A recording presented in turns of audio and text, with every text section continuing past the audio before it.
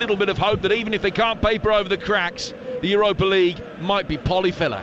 Success in the Bilbao final and a return to the Champions League would be a cathartic end to a miserable season and make people think that the worst was behind them. Anything less, and it'll be impossible to dress up the 24-25 campaign beyond what it's been. The first leg didn't bring a spectacular United performance. They were the better side for 70 minutes. They weren't punished further as they faded in the final 10.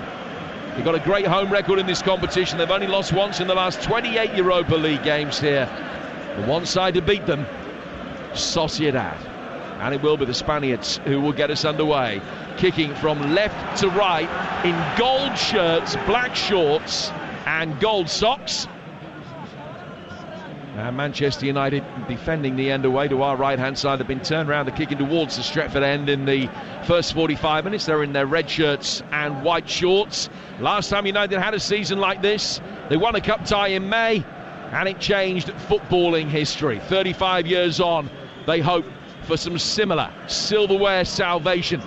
But the last remaining hope of that materialising could be eradicated tonight. Here's Aidan Heaven in possession, playing on the left of the three centre-halves. Fall from him for Patrick Dorgu. And Casemiro with a long ball over the top, trying to bring Dallo into place, playing on the right again rather than the left tonight, with Dorgu back in the side after his domestic suspension. That move breaks down. Marine can get his foot on the ball in the midfield and be played for by the left-back Munoz, and all of a sudden an opportunity for Mendes to be able to turn. Or Ayathabal can bring the ball forward, and Heaven steps up from the defensive line, just came into the midfield with real confidence and knocked it away from Oyarzábal. I'm delighted to say Troy Deeney's alongside me. The smell of smoke and sulphur in the air from the pretty limp fireworks that we saw before the game. United have to make sure they don't have a limp start themselves. On the back foot here, Oyarzábal right through the 6-yard box.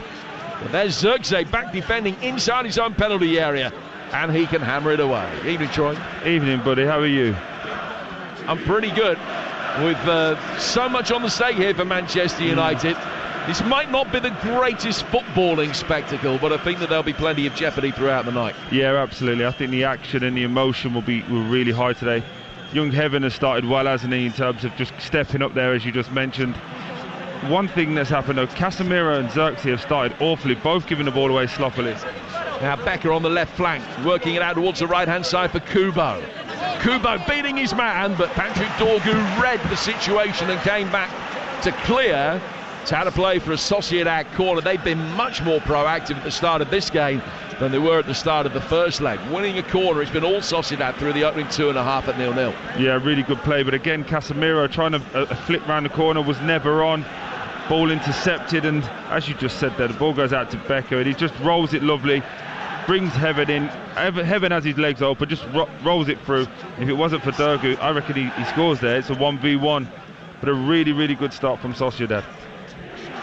Corner to be taken on the Sociedad right in towards the near post and easily cleared by Zirkzee. Really disappointing delivery. Cleared out as far as Marine. And back from him towards Mendes. Left-footed ball, just flagged it in. Another coming out. Really good play. And now he punts it forward. In his haste to get it upfield, he's put too much on it. And it's sailed over to Garnacho's head. And that of the fullback Munoz, and just drifts innocuously through for Romero. But that was a good piece of goalkeeping.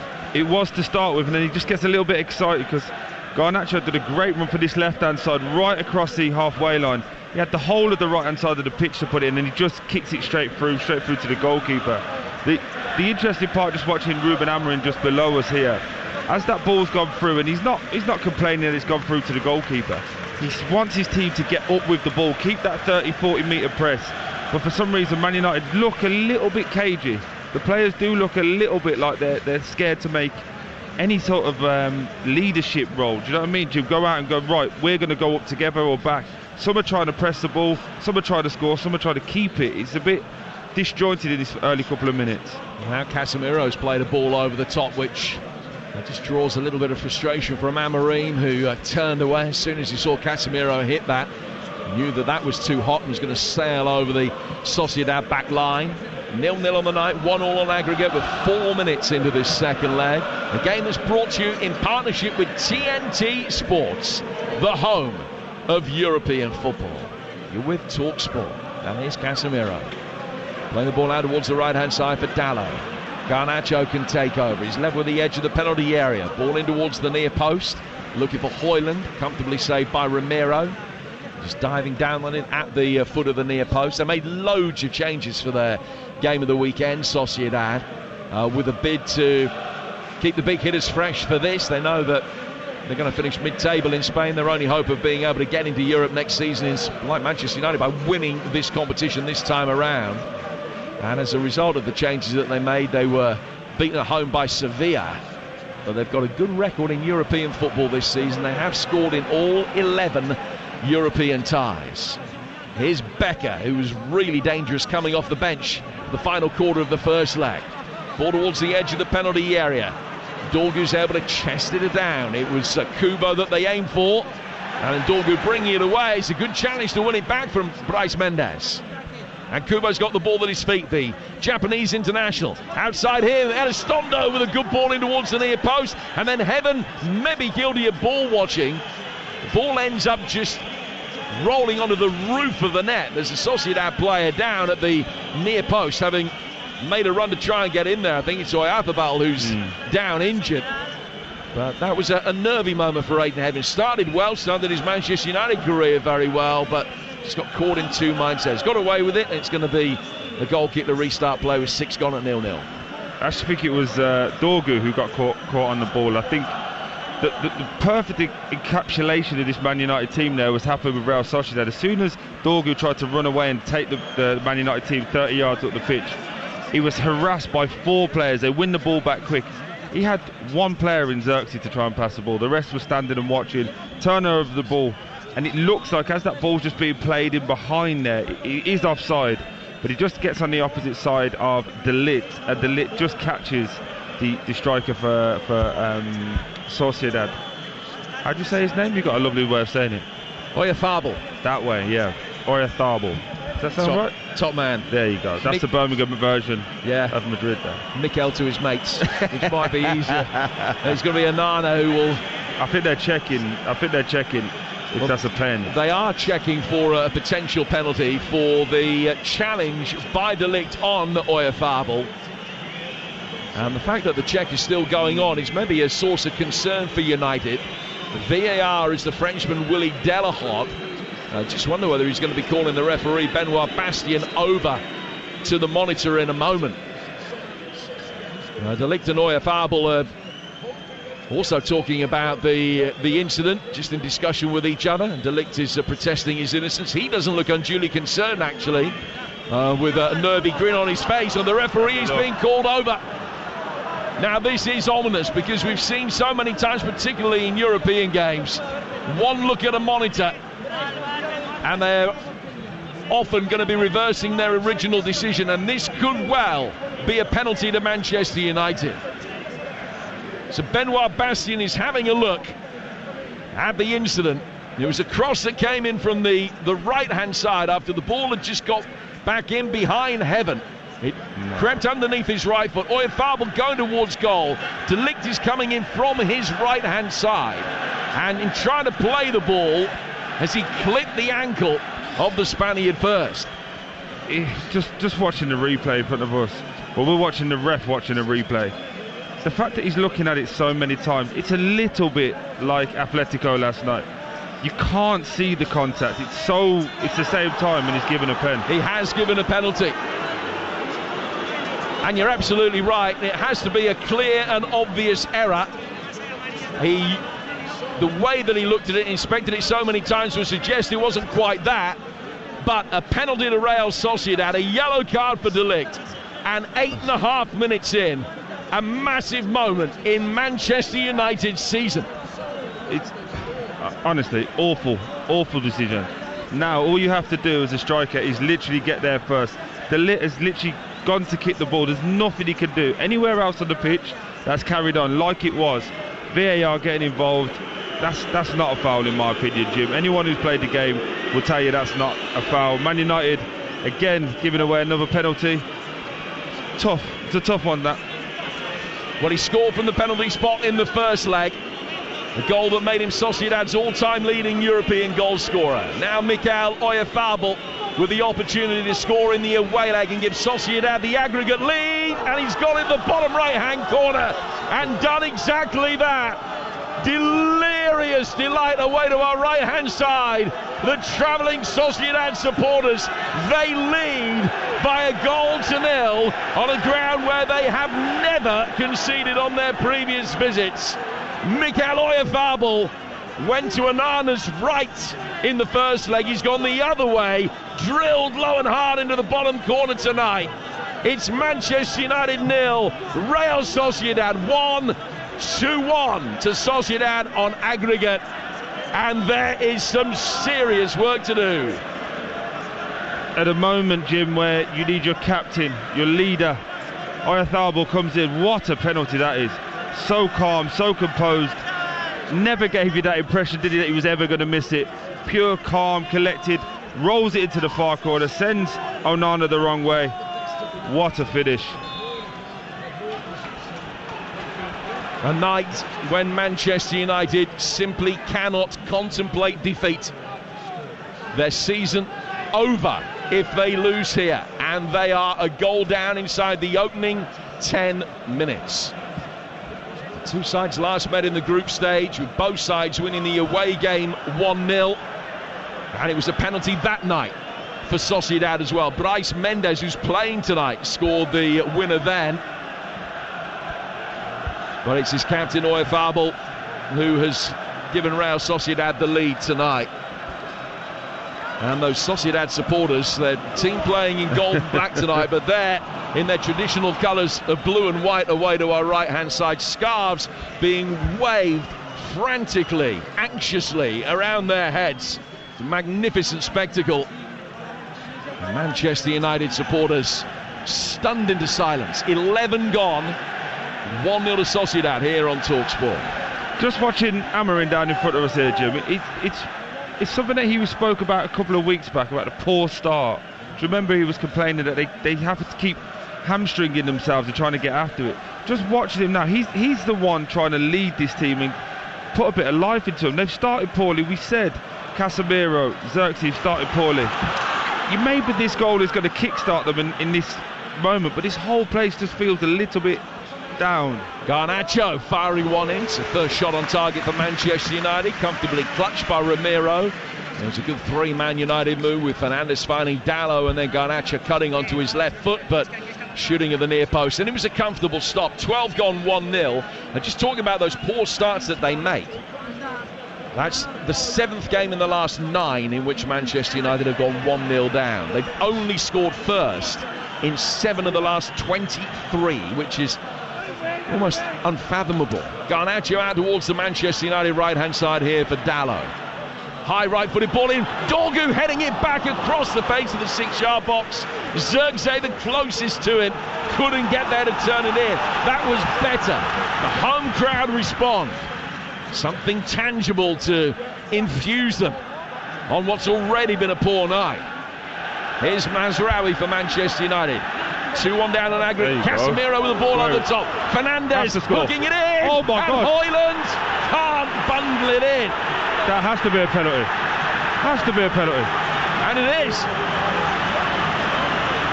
Højlund lying down on the goal line. His Manchester United teammates racing over to him to congratulate him. Sliding challenge coming in on Højlund, who toe poked it at the goalkeeper, but under duress, caught from behind. Big appeals from the Sociedad players. That certainly looked much more of a penalty in real time than the one did that was given at the other end. But the on-field decision is penalty. It will, of course, be checked. But you would imagine that that decision will stand, and United will have an almost immediate opportunity to get themselves back on level terms again from the spot. I was just about to say to you before that, Jim, it's so sterile and so choreographed the way that they go forward, but great run from Fernandes. What a ball from Casemiro, spun that one round the corner, got it right, and well done for Fernandes, just squares it. It's there for Højlund to go and tap in, and unfortunately the big centre half Zubalea just comes straight through the back of him. All day it's a penalty. I actually thought he missed it at first, and then I saw that he just gone straight through him. Yellow card for Zubalea, and what a moment this is, and what a game. 14 minutes in, Jim. Could be 7-7. It could be. Højlund winning the penalty. I don't think there was ever any doubt about the legitimacy of the award of the penalty. What was close was whether Højlund was onside, as the ball was knocked in his direction from Bruno Fernandes. And when I say close, I mean really close. As much as you can ever judge these things, I would say that he was probably a foot or so onside. The check is over. It is a penalty. And Bruno Fernandes has the ball in his hands and will now be told by the French referee to spot the ball down.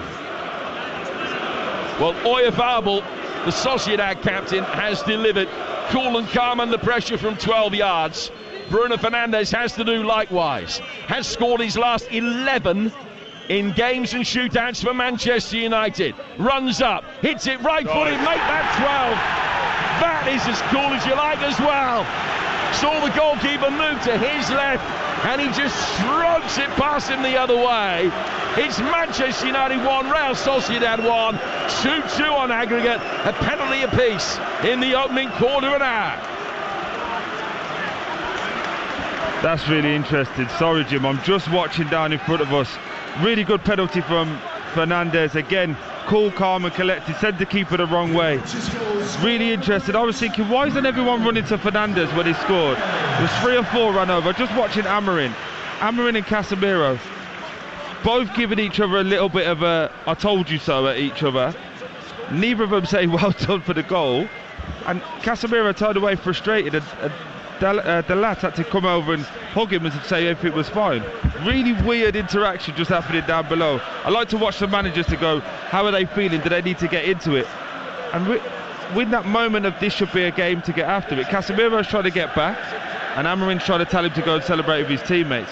Really, really weird moment, Jim. But Man United 1-1, back in the game. That's the third successive home game in which Bruno Fernandes has scored. 1-1. Let me tell you about goals elsewhere. Lyon leading FCSB by a goal to nil. So they're 4-1 up on aggregate, and they play the winners of this tie. Fiorentina 1, Panathinaikos 0. That's in the Conference League. That's 3-3 on aggregate. Real Betis leading at Victoria Guimarães by a goal to nil. They're 3-2 up on aggregate. In League 2, Bromley's Ben Thompson has given the Kent side the lead at home to Walsall. That's 1-0. And half-time in extra time in the Conference League game. An extraordinary match between Lugano and Chelier, which is 4-4 on the night. And Chelier are a goal up on aggregate. I've lost count of what the aggregate score is in that, but they are a goal up. Throw to be taken on the Real Sociedad right-hand side. We're 17 minutes in here at Old Trafford. It's Manchester United 1, Sociedad 1. Bruno Fernandes equalising on 16 minutes from the penalty spot. 7 minutes after Michael Oyarzabal had given Sociedad the advantage. Van der Ligt and Zubaldia both in the book after their respective challenges which gave the penalties away. Kubo can bring the ball forward.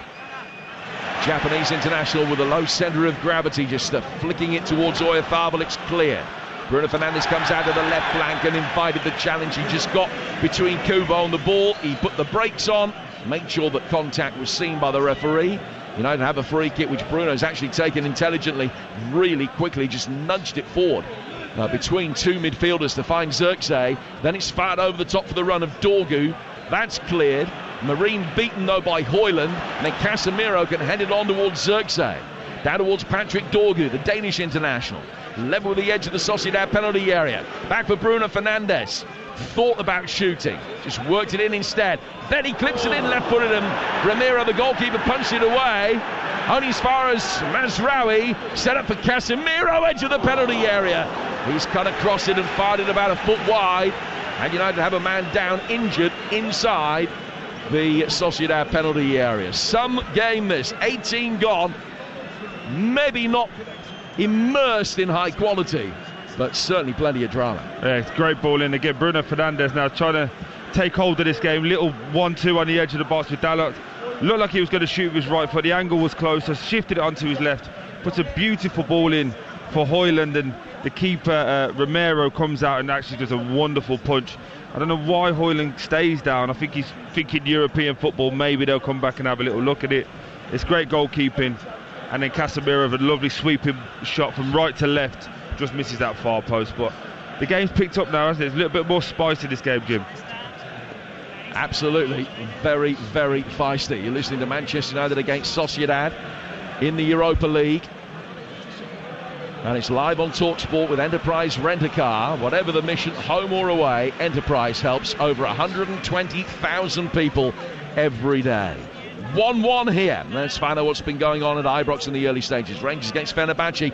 Here's TalkSport's David Tanner. Great chance for Rangers now with Jefty, and it's cleared, and it's Rangers 0, Fenerbahce 0 at the moment, Jim. It's been a terrific start for Rangers. Had 3 really good chances. Václav Černis had a couple saved, and James Tavernier free kick was floated in, and Diamante's header was just held by the goalkeeper. Jose Mourinho's assistant has just been booked for protesting about a penalty claim for Fenerbahce. At the moment, it's Rangers 0, Fenerbahce 0, 3-1 on aggregate. Rasmus Højlund's just made an outstanding run forward down the left-hand side of the penalty area, but the French referee has given a free kick against him for a challenge on the right-back Elizondo, and you weren't convinced, Troy. No, it's the first time in a long time Man United have seen the run of Højlund, played it early. He's got down the side, and it's Zubaleda, the same guy who's just had a yellow card, shoulder to shoulder with Højlund. He's just showed him proper man strength. Get off, put him down. He's in on goal. For some reason, the referee pulls it up for an arm to the face, and they were shoulder to shoulder. I know in European football it's reffed a little bit differently, but whether you do Sunday League or not, that's not a foul. The close-up suggests that there's just a little bit of blood around the gum, and maybe just got caught by Højlund. There's certainly no intent there. It's not a foul, Jim. No, you know it's not a foul. But I also know that in European football, when a player goes down and he comes up with a hand that he puts to his mouth and it's then red, I'm guessing the free kick is going to be given. Højlund's not happy, and he's shaking his head very disparagingly in the direction of the distant referee. Now let's get an update from Stamford Bridge in the Conference League. Ian Abrahams. 21 gone, Chelsea 0, Copenhagen 0. Excitement at both ends. Arguably, the Danish side have been the better so far. It's goalless here. Chelsea lead 2-1 on aggregate. Lugano 5, Chelsea 4 in extra time. 5-5 on aggregate in that Conference League game at the moment. And Betis are 2 up away to Victoria Guimarães. So they're set fair to go through. Zirkzee foul. And it's going to be a free kick given against Bryce Mendes. Zubeldia is okay. He's back on his feet.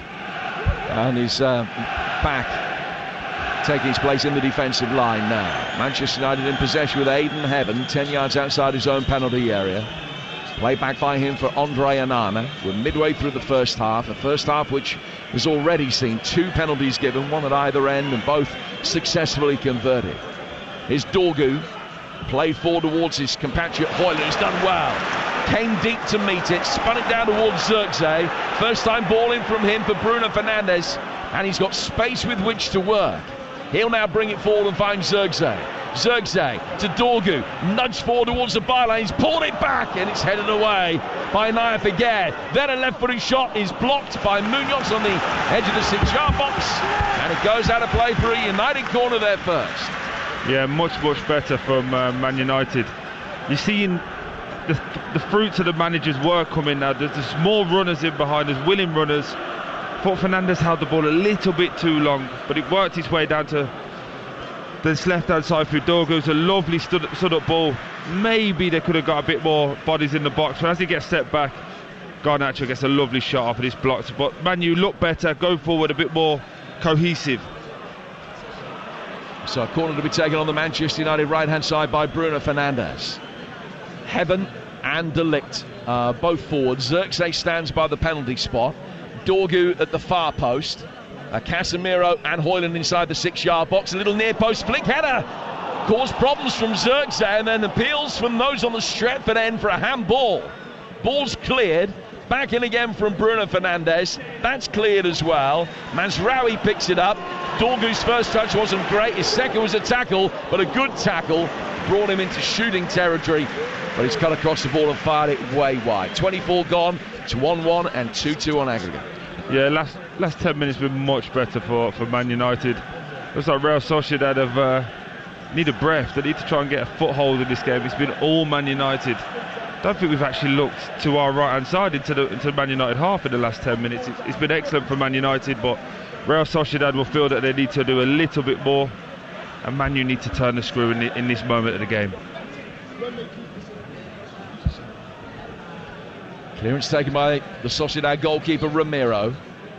And De Ligt will head it back towards halfway. Who got the last touch on that? It was Dorgu. He was trying to shepherd the ball over the line. Clearly felt that it wasn't he that had touched it. The officials thought otherwise. Elizondo will come across to take the throw. Sociedad have played 5 away games against sides in the top 9 of La Liga this season. They've lost all 5 without scoring. So they haven't got a great away record. They have lost 5 of the last 6 on the road. They're looking for another penalty here as Kubo rolls it forward into the path of Mendes inside the penalty area. But there's never any chance that was going to be given. And it will be a goal kick that will restart proceedings for Manchester United. 25 minutes in. Heaven, backing his footballing ability, did really well. Just turned and played out. Got away from Oyarzábal, having been played in by Anana. Heaven then put under pressure by Oyarzábal again, and he's just nudged it past him again. Mazraoui out of the United right-hand side for Dalot. Recently plays 200th game for the club. Mazraoui again, back to Anana, now Heaven. His white boots bringing it forward. Heaven making only his 3rd appearance for Manchester United today. Just think back a few weeks, and United played Rangers here. He was just sitting about 5 or 6 seats away to our left-hand side. Troy was in the director's box watching on. He signed for the club the following week, and look at him now making his European debut on a night as important as this, and he doesn't look out of place at all. I was just going to say, Jim, they trust him, don't they? They're playing out through his side of the pitch. He's clearly comfortable. Having a natural left footer there helps. Casemiro just fired one into his chin as well, which is always going to make him settle down nicely. But he's done everything right so far, and he's not looked out of place, as you say. But the thing you have to worry about, and I'm just watching him with De Ligt. De Ligt keeps having to remind him, get up, keep in line with us, because when you played a lot of young football, you're in trouble. Corner to Sociedad, taken quickly, and a shot comes in from Kubo, which kept Anana honest. He had to catch it and make sure that he didn't spill it. It was a shot on target, and Oyarzábal was lurking. That all came after Heaven had conceded the corner, and Sociedad realised that United had just switched off and were taking their time about sorting things out defensively to face it up. No harm done from a United perspective. It's 1-1 here on TalkSport, 2-2 on aggregate. As things stand, the winners of this will be taking on Lyon in the next round. And those games also will be live for you right here on TalkSport. Casemiro plays the ball back for Mazraoui. Out it goes to the United right for Bruno Fernandes. Ball in from him a little bit too low and flat, and it was easily headed away. Casemiro and then Bruno both go for the same ball in the midfield, and it ends up at the feet of Kubo. Zirkzee, certainly very industrious out of possession, and he made sure that he got back goal side, forced Kubo to work it back quickly to his right-hand side for Elizondo. Now Zubeldia and Agad will try and play out from the back for Real Sociedad. But it has been a good response to the early concession of the penalty. I think Amorim will be happy with that. Absolutely. I think Jim actually settled them down as well and allowed for them, Man United, to realise this was, we're going to have to go on the front foot here. It was a bit of nervous energy that first 5 or 6 minutes, wasn't it? A lot of turnovers for Man United, but ever since that goal's gone in, much more composed on the ball, much more together. I'm liking the movement of Rasmus Højlund as well. They're starting to put him in down the sides, starting to see the best of him as well. So it's very early days, don't get me wrong, but I'm starting to see the signs of what they've been working on, which is always good from a coaching point of view, because you can see what the plan is and the long-term vision. Live for you right now over on TalkSport 2. Spurs have taken the lead against RZ. 1-0 on the night, 1-1 on aggregate, and it's Wilson Odobert that has scored that goal. Spurs 1, RZ 0. And commentary continues over on TalkSport 2 right now, as once again we give you a choice of live listening here on the TalkSport network tonight. If you've got the app, it's really easy to swipe left and swipe right and keep abreast of everything that is going on in both games. Spurs a goal up, level on aggregate. This one's 1-1 and level on aggregate. And Garnacho will bring the ball forward here for Manchester United. To his right-hand side for Dalot. Rangers still 0-0 on the night and 3-1 up on aggregate against Fenerbahce. De Ligt to Aiden Heaven. Heaven controlling the ball on the left flank and then working it straight back through the midfield. Casemiro with the ball over the top. Dorgu reacting, heads it down. Zirkzee past his man, getting to the byline, pulls it back, and it's a little flick from the edge of the 6-yard box by Højlund. Great improvisation, keeper beaten, and it's drifted just wide. Oh, Jim, I so wanted him to score then. Great play from Zirkzee. You say to flick, he swung the left foot, and he just hits his heel. Doesn't get a clean contact on it. Watch when you see this replay, Jimmy. He hits his left heel. If he gets a half decent contact on it, it's 2-1 and he's off to the races. Well, he hasn't scored in his last 20 games since he netted twice against Victoria Plzeň. He scored twice in that game. He has scored 5 goals in Europe this season, including 4 in his last 5 continental ties.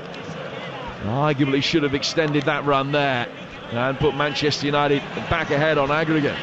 Here's Kubo darting forward through the midfield. Heaven sliding in round the side of him, won it cleanly. Kubo still sitting on the deck, hands outstretched, feeling that he should have got a free kick. Next phase of play though sees Sociedad bring it forward again. Ball in towards the near post. De Ligt just walked away from Oyarzábal to be able to clear. Got it out towards halfway. Real Sociedad will bring it forward. Possession's been about 60-40 in Manchester United's favour. They've had 7 shots to 2, but Sociedad over the last 4 or 5 minutes beginning to get a little bit more of a feel of the ball again. 1-1 the scoreline, and we've played just more than half an hour here on TalkSport. You see how moments change games though, Jim. If Højlund scores, it's this whole place is up. It's all Man United, they're going forward. That miss, it instantly makes Real Sociedad go, oh, we've got a chance here, we've got a lifeline. And now that the energy and the nervousness has all come back into this Man United crowd because they feel like, oh, this is going to be another one of those nights. I feel for the boy because he's doing everything right. He just needs one to go in off his backside at this moment in time. Here's Kubo. Kubo making his way forward. Heaven can't make a challenge there. Kubo fires one in. It's well blocked by a combination of De Ligt and Mazraoui. He comes back outside the penalty area again. Marin out of Becker, who hasn't been anything like as potent tonight as he was in his appearance as a substitute this time last week, where he really caused problems for Manchester United, but he's hardly been played in. Over on the left flank tonight so far, Geraldo Becker, the Surinamese international. They've worked the ball all the way back to their goalkeeper Ramiro, and now it'll be fired right-footed, just an aimless one over the top of Oyarzábal, and it'll drift through towards Andre Onana. 13 to go to half-time, and here's Troy Deeney. You saw the press there though, didn't you, Jim? They kept trying to feed it to that right-hand side in Garnacho, egged it across. As soon as it went to the left-sided centre-back, Garnacho pressures with real intensity, makes it go back, and all they're forced to do then in Real Sociedad is turn the ball back over. So you're starting to see signs at the moment of what Ruben Amorim wants and it being implemented. I think for him and the Man United fans, the frustration will be that they're not seeing enough of that. And when they have these big moments, arguably do they need another striker? Maybe. But if they had the striker that was in form at the moment, they'd be 2-1 up, and we'd all be saying, now we're seeing the fruits of that hard work. Sociedad brilliantly playing through the Manchester United press here, but they haven't actually made any headway upfield, and United have managed to get their shape back behind the ball. And the ball is with the goalkeeper of Sociedad, Ramiro, who just chips it down towards this near touchline, doesn't get there. Dorgu heads it away. Oyarzábal can pick up the seconds. Bryce Mendes turns it forward, straight to Mazraoui. And then Bruno will take it back to a position where he's the deepest of United's outfield players and lay it back to his goalkeeper. So United on level terms on aggregate, so too Spurs. Rangers though still 2 goals up overall, and here's TalkSport's David Tanner. 34 minutes gone. It's Rangers 0, Fenerbahce 0. We've just had the best chance of the night so far. Vaclav Černý cut inside from the right onto his left foot and fired a shot that hit the side netting. Rangers very much the better team so far, but it's Rangers 0, Fenerbahce 0, 3-1 on aggregate. Chelsea won that extraordinary Conference League tie. 5-4 defeat on the night, 5-5 on aggregate. They've won a penalty shootout 3-1. And let's find out how Chelsea are getting on in the same competition. Here's TalkSport's Ian Abrahams. 11 to the break, it's still Chelsea 0, Copenhagen 0, and Chelsea have been very ponderous and very predictable in going forward. Haven't yet had a meaningful shot on the Danes' goal. It's goalless here. Chelsea lead 2-1 on aggregate. Fernandes with a free kick here at Old Trafford. Casemiro heading it on. It's cleared easily. Fernandes will bring it down, just watches it onto his right foot. A little hitch kick ball forward, but that will drift straight through for Romero. Well, they've had a couple of chances to get themselves ahead. I mentioned that they've had 7-8 attempts so far, Troy Deeney, but just with the 2 on target, and apart from that Højlund one that went just wide, they haven't really been able to work the goalkeeper too much. No, but it's felt like a more pressured game. The feeling is that Man U are on top. And it's just watching the manager, so fascinating to see how he's trying to just encourage his team to be a bit more braver in the press. There you go, look, Garnacho said he got the fans up. But that's what he wants. He wants to create a feeling and an atmosphere that they're always running. And I don't know, I just don't know if everyone can do that. Just watching Xerxes, hands on knees as we currently try to catch a second breath. Still only 35 minutes gone, Jim. There's a lot more football to be done. So you can see the work that the manager's putting in, both with and without the ball. But currently, probably a little bit more frustrating that they haven't gone on to go and get that second and third goal, which you'd probably argue they need, right? I would definitely argue that they need it. Yeah, I feel like Real Sociedad are going to come back again at some point and try and do a little bit more in this second half, and maybe the subs will be part of that. But for right now, it's all Man U. They need to go in winning because of how dominant they've been since that penalty went in. Yeah, my gut feeling is that if United don't score again, they will be out. Dorgu has won a free kick here. This is a tie that you could see going all the way to penalties, and I just wonder how emotionally scarred United would be, having lost the shootout here in their penultimate game here, when they were beaten by Fulham in the FA Cup. Heaven has shown his faith in his goalkeeper's footballing ability by playing one at pace through the 6-yard box, but Onana got it away. And it's brought forward by Munoz, the left back for Sociedad. He's flicked it off Fernandes and out for a throw, which will be taken midway inside the Manchester United half. Manchester United 1, Real Sociedad 1 here on TalkSport. Oyarzabal on 9 minutes from the penalty spot after a foul by De Ligt on him, and then Bruno Fernandes 7 minutes later after a foul by Zubeldia on Højlund. 2 penalties inside the opening 16 minutes, about another 20 minutes since then. Still 1-1 and 2-2 on aggregate. Spurs a goal up on the night, 1-1 on aggregate.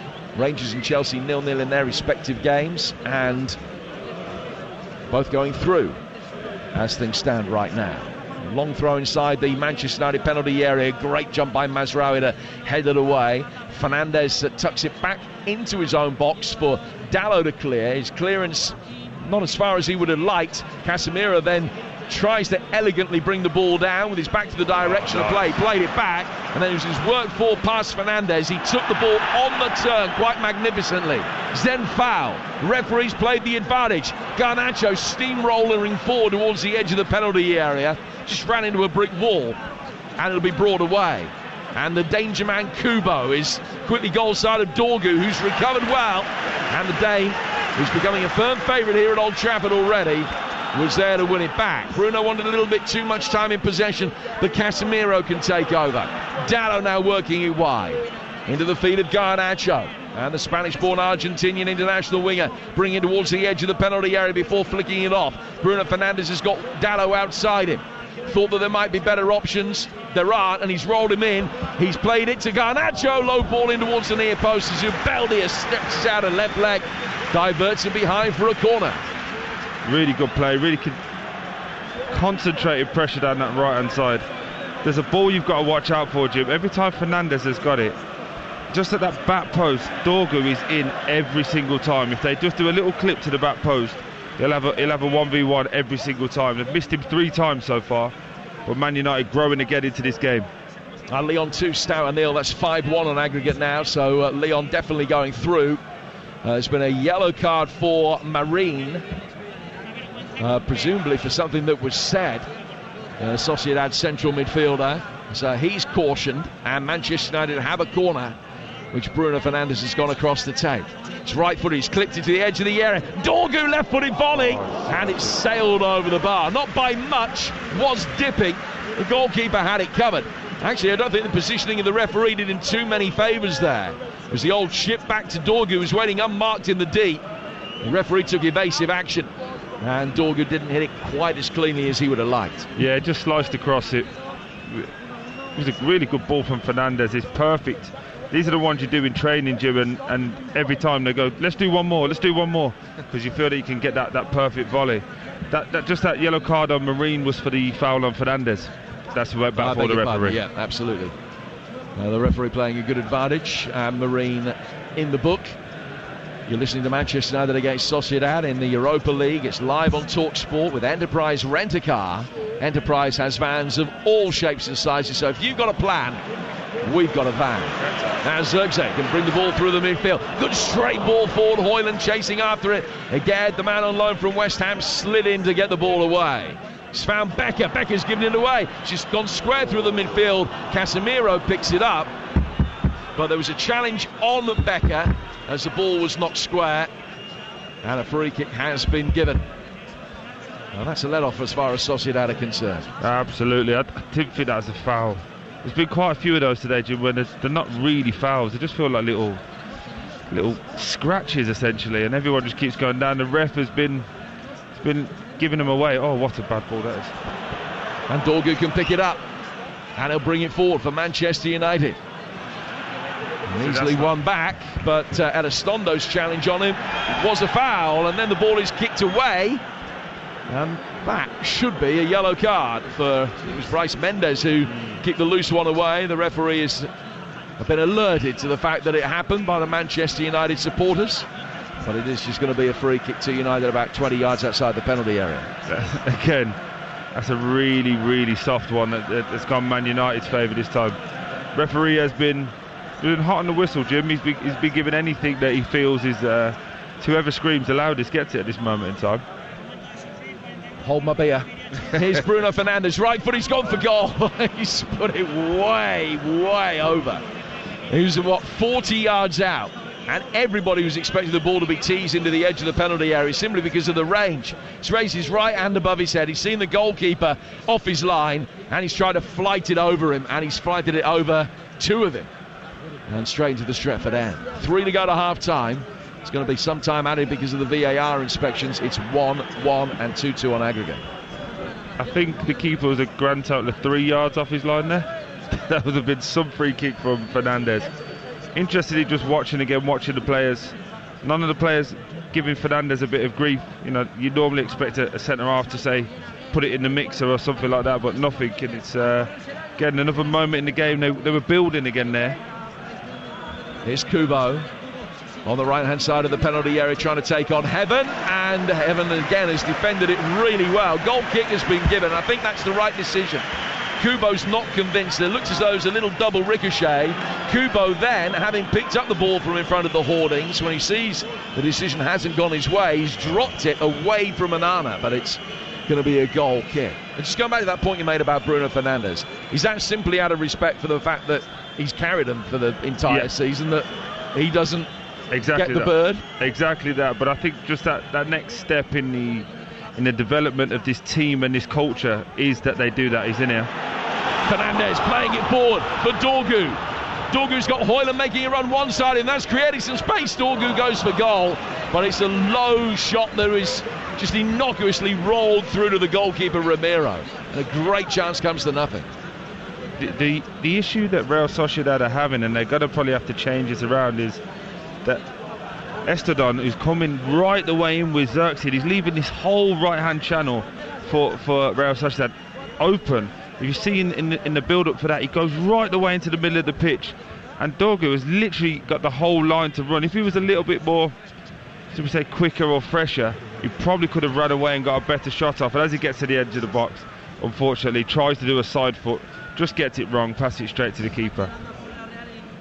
Apache Dorgu's got a bit of defending to do here potentially as Elizondo takes a throw over him, and then it's played back to Elizondo again. Oyefabel will take over. Dorgu nudging it back inside his penalty area to get it away from his man, and then Zubimendi tries to get in. Once more it's Heaven that stands in the way. All Zubimendi can do is make contact with him and haul him to the floor. The ball has rolled over the line and out for a goal kick, and we're in the final seconds of the prescribed 45 minutes. 1-1, 2-2 on aggregate still.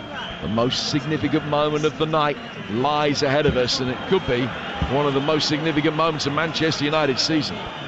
Yeah, interestingly, Man U going long now, kind of getting in at half-time, feel they can go again. But just interested down to our right, Sociedad, they've got two players out warming up, looking like they go through the rigours as if they might be making changes at half-time. So that sums up where both managers will feel that this game is at this moment in time. Yeah, I think Imanol Agathil is going to be disappointed with the performance that his side have given so far.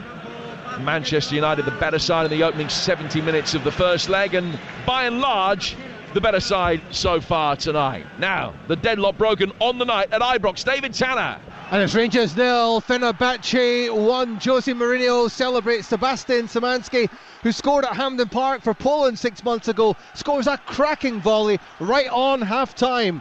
It's Rangers 0, Fenerbahce 1, 3-2 to Rangers in aggregate. So, nerves begin to permeate around Ibrox. We're in 4 minutes of added time at the end of the first half here. Ball has gone out of play for a throw to Manchester United. Dorgu takes it, plays it back for Heaven on halfway. Almost sold De Ligt short, and once De Ligt had got there and then played it off to his right hand side to Mazraoui, he was quick to let Aiden Heaven know that he needs to have a little bit more care in possession.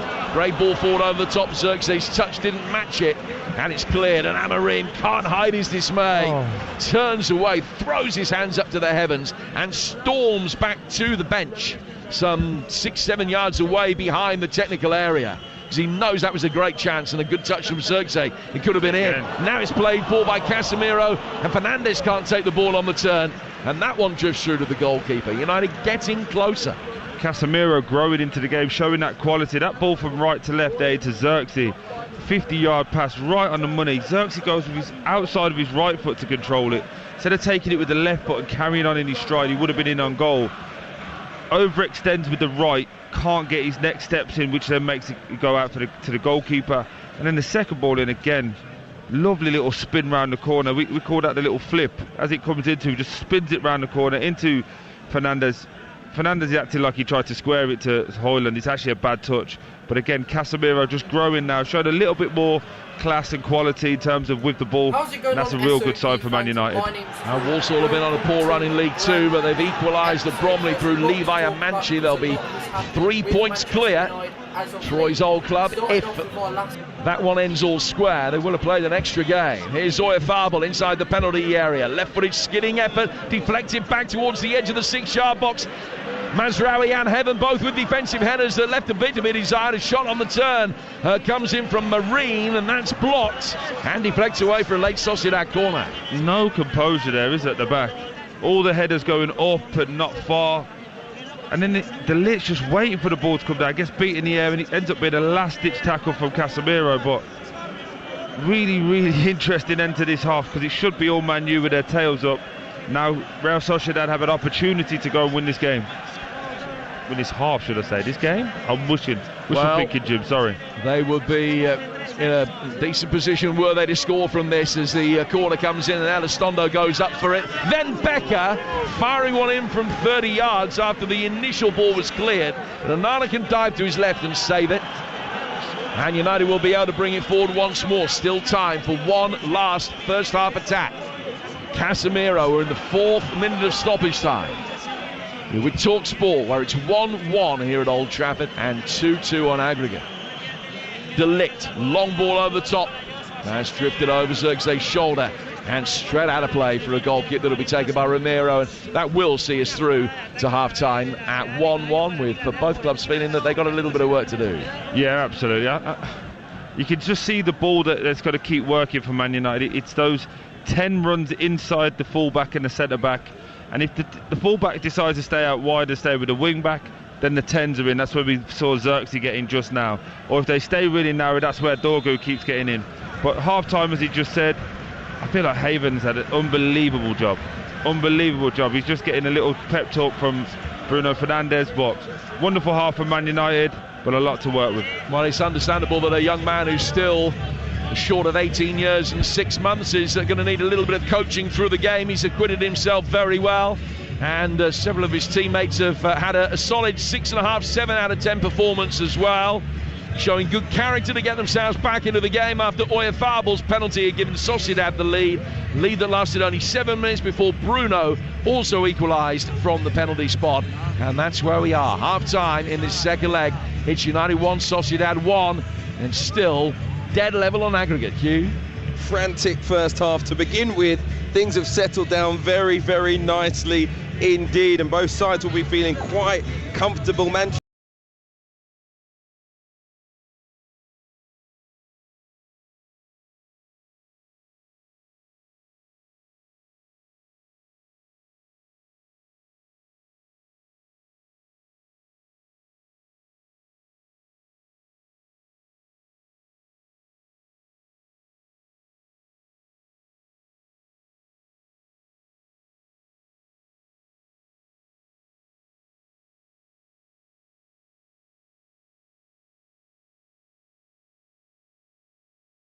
Well, the replays are going to be shown, it's going to be checked, he knows there's...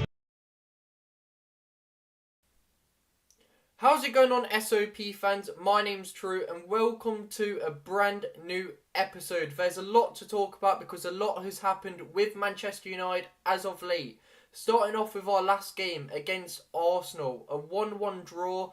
Bruno Fernandes, beautiful, beautiful free kick. How our own players, our own legends criticise this man, I will never know. He's Manchester United's saving grace. He's an unbelievable player, an unbelievable captain, and I'm so glad to have him, because without Bruno Fernandes, where would we be as a club? What a game. In my opinion, if you ask me, we should have won. We deserve to win the game. Declan Rice is completely embarrassing as well, shushing Man United fans when we're 15th in the league and they're meant to be in a title race. But that's my thoughts on Arsenal. I thought we played well. I think we deserved to win. Don't get me wrong. I'm not saying it was a classic Manchester United vs Arsenal game, because it wasn't. The intensity wasn't there. Arsenal didn't really go for it, which surprised me as well. I mean, they can't really score many goals. I say they're set-piece merchants, and they do need to work on that. But moving on to Manchester United, there's a lot to talk about, like I said. The Bruno Fernandes free kick was unbelievable. But moving past that, we have a Sir Jim Ratcliffe interview. The Sir Jim Ratcliffe interview, he sat down with Gary Neville for, I believe, 45 minutes. I've watched the whole thing. There's a few things I want to mention. Fair play to Gary Neville. Because he's on the Manchester United redevelopment project with the government, I thought he wouldn't really go in on Sir Jim. I thought he would ask easy questions. However, fair play Gary Neville. He asked difficult questions to Sir Jim, especially about the Glazers, which I was happy about. I was happy with the questions that he asked, because he did challenge him. He challenged him on the debt. He challenged him on ticket prices as well. Ticket prices are going to go further up. That is absolutely disgusting. I believe a ticket at Manchester United right now is £66 for one ticket. Unbelievable. And then I wonder why there's empty seats all of a sudden, especially with the performances that we've been putting in. It's been shocking this season. It's a write-off. It's a massive write-off this season. But like I said, hats off to Gary Neville. I thought he would ask really easy questions. He did challenge him. And Sir Jim Ratcliffe did dodge a lot of things, especially to do with the Glazers. He wouldn't put any blame on the Glazers. He would really dodge the question. which doesn't surprise me because, like I said, he's only a minority owner of Manchester United. He doesn't own the club. The Glazers still do. And that leads me into the protests at the Arsenal game. Fair play to everyone that took part. Massive credits to you, because that's what we need. We need to protest against this club and ownership. I mean, there's stuff coming in with the club as well. We're not looking at Gyökeres at all. And why is that? Because we all know why. It's mainly because we can't afford Gyökeres. We can't afford him. And that says it all about Manchester United. I remember when Manchester United used to go and get the best in class. We used to have the best of everything. And now I don't even know if we can attract the best in class. I mean, if a top level striker had the offer of Arsenal, Barcelona, Real Madrid and Manchester United came in, he would not choose Manchester United. We're in an awful state, and we only have European football. Unless we win the Europa League, I don't see how we get European football at all. You tell me, but we need a big summer. But one thing I do want to mention as well with the interview before I quickly move on. Fair play to Sir Jim Ratcliffe, because he did answer a lot of questions very straight on and open and honestly, and he did back Ruben Amorim, which was really good to see. Ruben Amorim wasn't getting thrown under the bus, which is very important, because Ruben Amorim needs players. He needs players that can play his style of play. He needs backing. He needs money. These aren't Ruben Amorim's players. That's what I keep stressing to people. You can't expect a manager that plays a completely different system to come into Manchester United, one of the biggest clubs in the world, and turn it around without the backing of the board, which is important to note. So fair play to Sir Jim, which moves me into my next point, which is the Manchester United Stadium. The new stadium did get announced. I think it's believed to be completed by 2030, which is massive. There's a lot of mixed opinions on it. In my personal opinion, I like it. I like the design of the stadium. I know it's only a concept. Whether it ends up looking like that, who knows? We'll have to see. You know, it will be sad to let Old Trafford go, because that is the home of Manchester United and it always has been. And there's obviously a lot of history there. But I think it needs to be done. The stadium's leaking.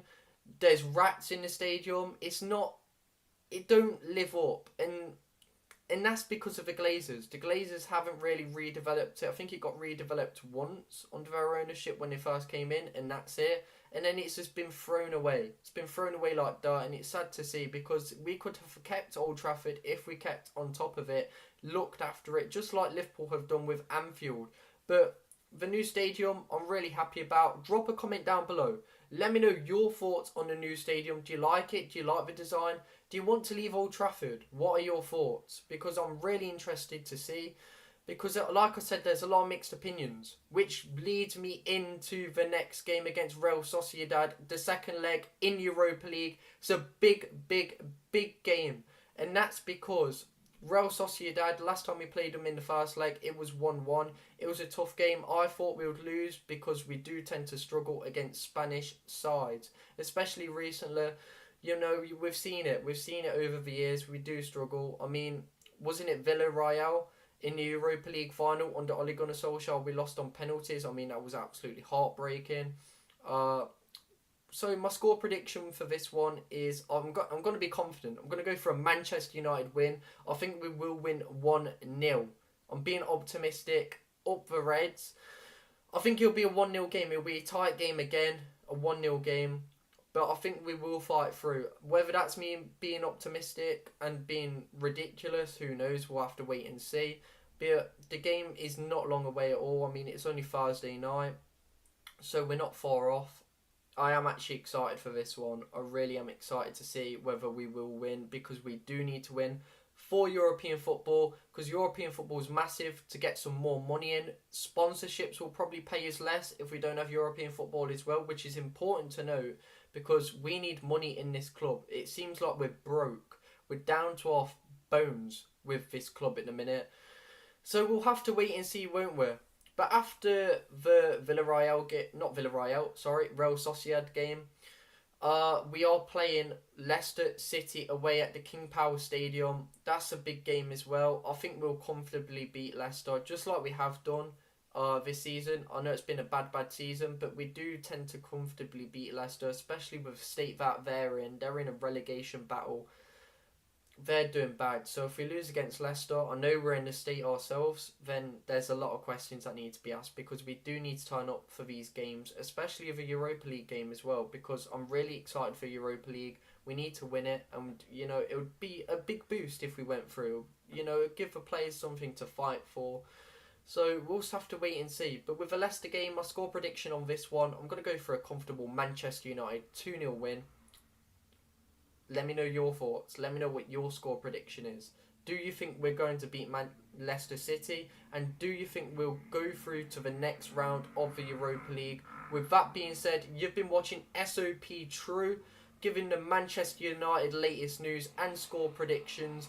Let me know your thoughts down below on everything that I've covered. Thank you for watching. Peace.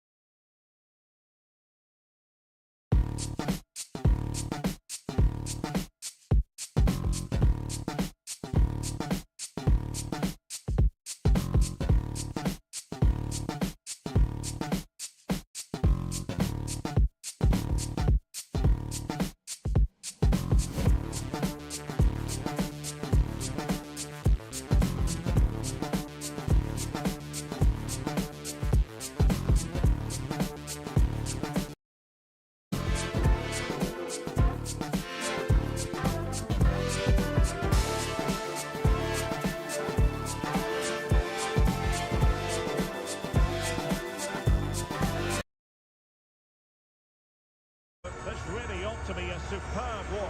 It's the Rockets versus the Raiders. Well, Derek, as is always the case, the team that dominates midfield will be the team that controls the flow of the game. And that, for me, is the area that's key today. The starting lineup for Rockets. Gianluigi Buffon gets the nod in goal. Maicon starts with Ferland Mendy in the fullback positions. And in attack today, Kylian Mbappe starts together with Gareth Bale. The first 11 for Raiders. Well, it's the same system, so it's very much about the individual battles. The team that wins more of those should dominate and win the game.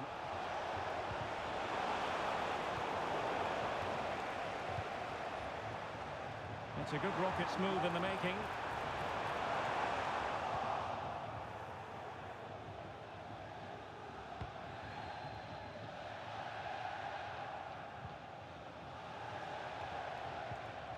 Longstaff. Showing a real will to win the ball. Well, there was impending danger, but good defending.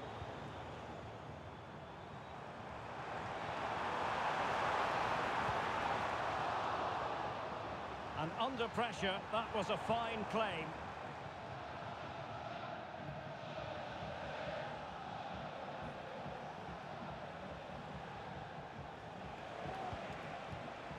Leonard now, really getting stuck in.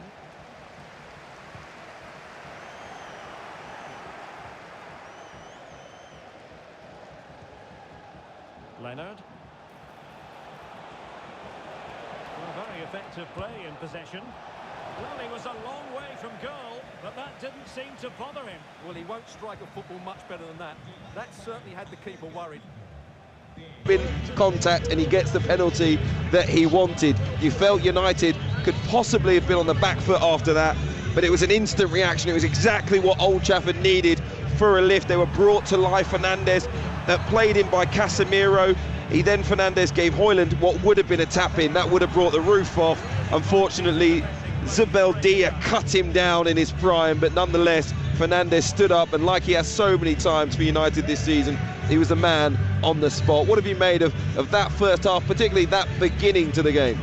I thought, like you said, it felt like once that penalty had gone in for Real Sociedad, that you thought this could be a nervy atmosphere, one of those frustrating nights for Man United. But in fact, it was like the shackles were released and Man United grew into the game, got better.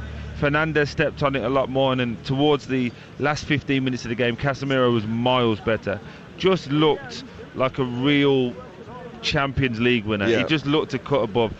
The tempo all went through him. That's probably the player a lot of Man United fans have been wanting to see for years. Still worry about the front two. They're showing real good signs, but that last moment of inner belief, arrogance, we're going to score, true quality. It's just missing. Yeah. And I do believe it's just between the ears, a bit of confidence, but the chance for Højlund, he doesn't even make contact to you, he hits his heel. It's harder to do what he did than it is to score, and at this moment in time he just seems to be, anything that could go wrong for him seems to be happening. You feel for him, because actually if you watch the sequence of the build-up going into that, he's constantly on the move, constantly wanting to get on the end of something, and he actually does a wonderful bit of movement. He just jinks in between two defenders, pushes in towards the front post, and then checks back, finds himself in space, and then can't connect properly with the shot, and it just goes past the post. But you've got to be positive, and he continues to be positive, and actually in a squad that maybe has lacked character, you know, to stand up and go again after things haven't gone your way, he continues to show that inside of him at least, he's got the right character for this Manchester United team. I said before the game I thought it was going to be hard to call. At this stage, it feels very difficult to call a winner because there's an ebb and flow to it. Momentum goes Manchester United's way. I think they're slightly more threatening when they do have it. But then, of course, it goes back to Sociedad, and you feel like they feel just a little bit more in control at times. Yeah, absolutely. But like you say, it's moments.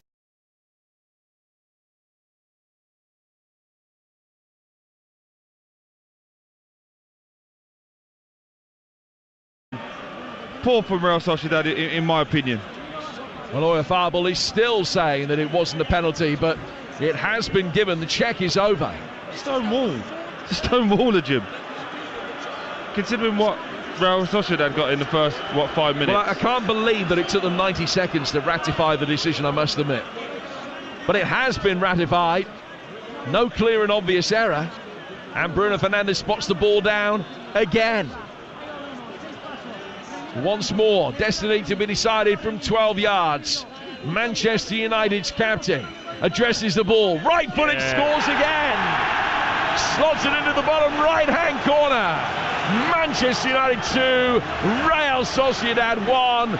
They sprint over towards the corner flag in front of the scoreboard and take the acclaim of the United supporters. The third penalty of the night. United have 2 of them, and they have an aggregate lead for the first time since the first leg last week. See the big difference as well, Jim? Everyone over there celebrating together, all in it together now. Zubimendi just got a yellow card as well in the... Probably said one too many things to the referee. But Man United started that game much better this second half as opposed to the first half. Excellent penalty for Bruno Fernandes. Again, we saw a lot of penalties this week. Composure never looks like missing. Manchester United, Mr. Reliable, steps up yet again. And listen to the difference that it's made in the noise and the atmosphere here at Old Trafford. Because now they believe all they have to do from here, with 40 minutes to go, is protect the lead, keep things tight, don't concede another goal, and they are through to the European quarter-finals. Good defending by Zirkzee. Back from him to Heaven. They've got to keep their heads as well, because this is a night that's getting a little bit feisty now. Heaven's chipped the ball out of play here because Oyarzabal was down. They chipped it out so that he could receive any treatment that was necessary. I'd like to think that even amidst the acrimony from a few moments ago that possession is going to be restored. It is, in all fairness to Real Sociedad. Knocked straight back to Andre Onana, and appreciative applause from the United supporters that was the case. As you mentioned, Zubimendi in the book, the third Real Sociedad player booked tonight. And here's Mazraoui, able to bring the ball out from the back for Manchester United, who are unbeaten in their last 5 games.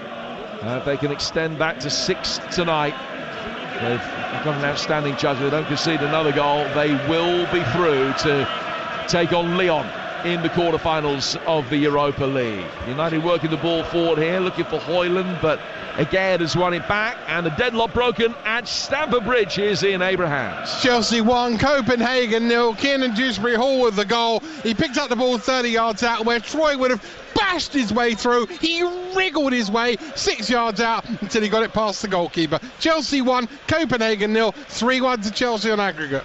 So Dewsbury Hall with the goal. Chelsea still with a 100% home record in Europe this season. That's the 20th goal that they've scored at Stamford Bridge in this European campaign, and they've only led in 3. They have a 3-1 aggregate lead. Manchester United have a 3-2 aggregate lead. Spurs have a 2-1 aggregate lead. Rangers, like United, also 3-2 up over the 2 games. So as things stand at the moment, all 4 British sides involved in European action tonight are going through. The Spurs game continues for you live right now over on TalkSport 2, as Højlund is given something to chase down the right-hand side of the penalty area. He is going to be able to get there first. Pulls the ball back towards Garnacho. Dalot making a run on the overlap for him. Disappointing low skidding cross that was easily blocked. It hit Munoz. They launch it forward, but Oyarzabal's got nothing in the way of support. He's really ploughing a lone furrow up top, and I think that they're going to have to make changes and try to bring someone on in support of him. Yeah, it looks like there's 3 changes just happening now, Jim, just in front of us. But you're starting to see the hammering effect. I promise you I'm not getting carried away, but every time they're attacking with intent. Oh, he's got it again. Dorgu has it, tries to pull it back and almost found Højlund. But the goalkeeper Ramiro was able to very gratefully pounce on it and keep Real Sociedad in the tie. Ball brought out towards Munoz. You were talking about the Amorim effect. Yeah, sorry. It's just started to grow, and I just feel that even when they're counter-attacking now, they've got more numbers defensively. It's wave after wave after attack. Maybe Hugh was suggesting that the conversation from Sir Jim wasn't a positive effect. On this evidence, you'd have to say that maybe all this backing is, and they're at that level plateau now where they feel they can kick on. It's been an excellent first, 55 minutes for Man United, to the point where Real Sociedad have to make 3 changes right now. And the players that are coming off are Becker, who's been really quiet, Zubaldia and Marine, and coming on Baranachea, Torrientes and Arambaru. So a triple change being made by Real Sociedad 10 minutes into the second half as they try and get themselves back on level terms on aggregate. It's 2-1 to Manchester United on the night, 3-2 overall. Just looking at what these changes, I think they're all like for like. Yeah, it looks like they're all like for like in there, Jim, and possibly just trying to get a bit more legs and energy. And it is all Man United this moment in time. I feel like Man United need to turn the screw again. Can they get one more? Oh, not like that. Milana's going to sweep out from outside his penalty area and get it away from Barrenechea, who is a winger, but they're going to try and play with him, not necessarily holding the width, you would think, but a little bit more in support of the central striker. Replacing Becker's a terrible ball across his own 6-yard box by the Real Sociedad goalkeeper, which almost fell Garnacho's way. All he could do was hit it first time, looking for Højlund, and the goalkeeper was very grateful to be able to recover. It's excellent. Sorry, Jim. It's excellent from Garnacho. Just double pressing, goes to the keeper to the right centre back, and he just slides. And as he slides, it's dragging him towards that touchline. So he just fires it back across. Unfortunately, can't direct it to Rasmus Højlund, who is probably the most unluckiest man in this building, because that would have been the tap-in he's been craving for. But again, excellent for Man United, and again, without sounding like a broken record, but it does feel like this is what Amorim wants from his team, isn't it, watching this? The ball is played out towards the right-hand side for Arambaru, who is playing at right back. They moved Elizondo in one to replace Zubeldia since he's come off, so Mohamed Sadat at right back is now partnering again at centre half. Here's Turientes, who started in the midfield anchor position in the first leg for Real Sociedad, a little bit further forward. Zubimendi has now come back and has split the two centre halves as well, so that they can try and build with a three. The ball played down towards Nayef Aguerd. Aguerd turning it through the midfield. Turientes has slipped. Played forward by Bruno Fernandes. Zirkzee turning around the corner for Højlund. He's got the opportunity to run at Zubimendi. He's beaten him. The angle's tight. It's right across the 6-yard box, and Garnacho couldn't get there to tap it in. Well, that's better though, isn't it, for Rasmus Højlund? Just ragdolling Zubimendi there. Realises he's got that bit of upper body strength that the holding midfielder doesn't have. Again, the shot is no real conviction, but just drags it across the face of the goal. Unfortunately, Garnacho can't get there. Interestingly though, Jim, as you was just talking, Man United fans, stand up if you love the boys. Everyone stood up and gave him a clap. That's just showing again signs of this team and this club is starting to grow. Again, very early days, but it feels like this is a moment for this team. They have to go on and win this game. Have to. Dalot back for Mazraoui. It would have been a painful defeat under any circumstances tonight if Manchester United are now eliminated from Europe after being the better side for the opening hour and having the aggregate lead. It will be even more so. Here's Aiden Heaven at the back for United, laying it back for Onana, who controls it with his first touch, plays it right through the penalty area with his second, down towards Mazraoui. United will just chip it out with Casemiro. It bounces in front of Bruno Fernandes, who's got time to let it run. And then he will play in Garnacho. Garnacho trying to squeeze it through for Zirkzee, but Elizondo comes across the cover. Again, then out towards Munoz, wearing 3 right in front of us, the Real Sociedad left back. Zubimendi to Turientes, and back again. Zubimendi, who came on to great effect replacing Rodri, you'll remember in the final of the Euros, where he was absolutely superb. Massive boots to fill, and he filled them very well. Not the man on the field tonight who had the biggest impact in that game, though. That's Oyarzabal who scored the winner, and he's still waiting for more chances here. Long ball over the top, and it's sailed past everybody. Anthony has scored tonight. Real Betis 3-0 up away to Vitoria Guimarães, 5-2 up on aggregate. And in League 2, leaders Walsall trail again at Bromley. The much-travelled Harry McCurdy has given Bromley the lead, and the Saddlers will be only 2 points clear, having played an extra game than second place Bradford at the end of the night if they can't find an equaliser there. This game brought to you in partnership with TNT Sports, the home of European football. Manchester United deserving the 2-1 lead on the night and the 3-2 aggregate advantage. They have been the better side over the 150-odd minutes that we've seen between these two over the course of the last week or so. Mazraoui put under pressure from Barrenechea. He's got it back to his goalkeeper. Ball chested down on halfway after the long clearance. Arambaru running into trouble and then deftly turning out of it again. We've reached the hour mark and it's still 2-1. Here's Zubamendi turning away from Højlund in the midfield. Now playing it out to the Real Sociedad right-hand side. They're getting the golden shirts forward towards the edge of the penalty area with a little bit more readiness. Right-footed ball skids through the midfield. Barrenechea is able to pick it up. Vastly experienced winger wearing 7 and tries to get on the return ball, and he's done well. He's got the beating of Dalot for a firm starting challenge. Comes in from Casemiro.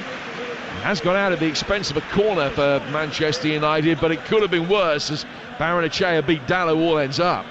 Yeah, it's really good play from Casemiro, filling in that gap, but also as well not berating Dalot, but just telling, look, we've got a job still here to get done. Show a bit of composure, a bit of professionalism. Bryce Mendes is going to take the corner in front of the Stretford end. Headed away on the penalty spot, and then again by Bruno Fernandes, and on into space for Garnacho, and he can make his way forward. He had a quick glance to his left to see who was up with him. He had 2, but he couldn't find either of them, and Munoz is able to bring it away. Just then gave it away to Dalot, and Garnacho will be able to get United going again with Casemiro laying it back for Aiden Heaven. Still has that sense, doesn't it, Jim, that Man U need another goal. It just feels like they're not giving me that convincing look at the back that they're going to keep this Real Sociedad team out. Whether it's bits like this where they're just playing in real tight areas, it's a bit loose. I'm just a little bit worried that if they don't go and get this next goal, that Sociedad will have another chance. And Imanol Alguacil, the vastly experienced Real Sociedad coach, is desperately trying to get his back line to defend higher up the pitch. Zubamendi chips one in towards the edge of the penalty area here, which is half dealt with. Didn't fall Zirkze's way though after the initial defensive header. That's better as Manchester United should be able to get it clear with Højlund. Zirkze squeezing it through, and Dorgo is brought down, and there was a covering defender, but the referee says that is irrelevant. And Real Sociedad are down to 10 men.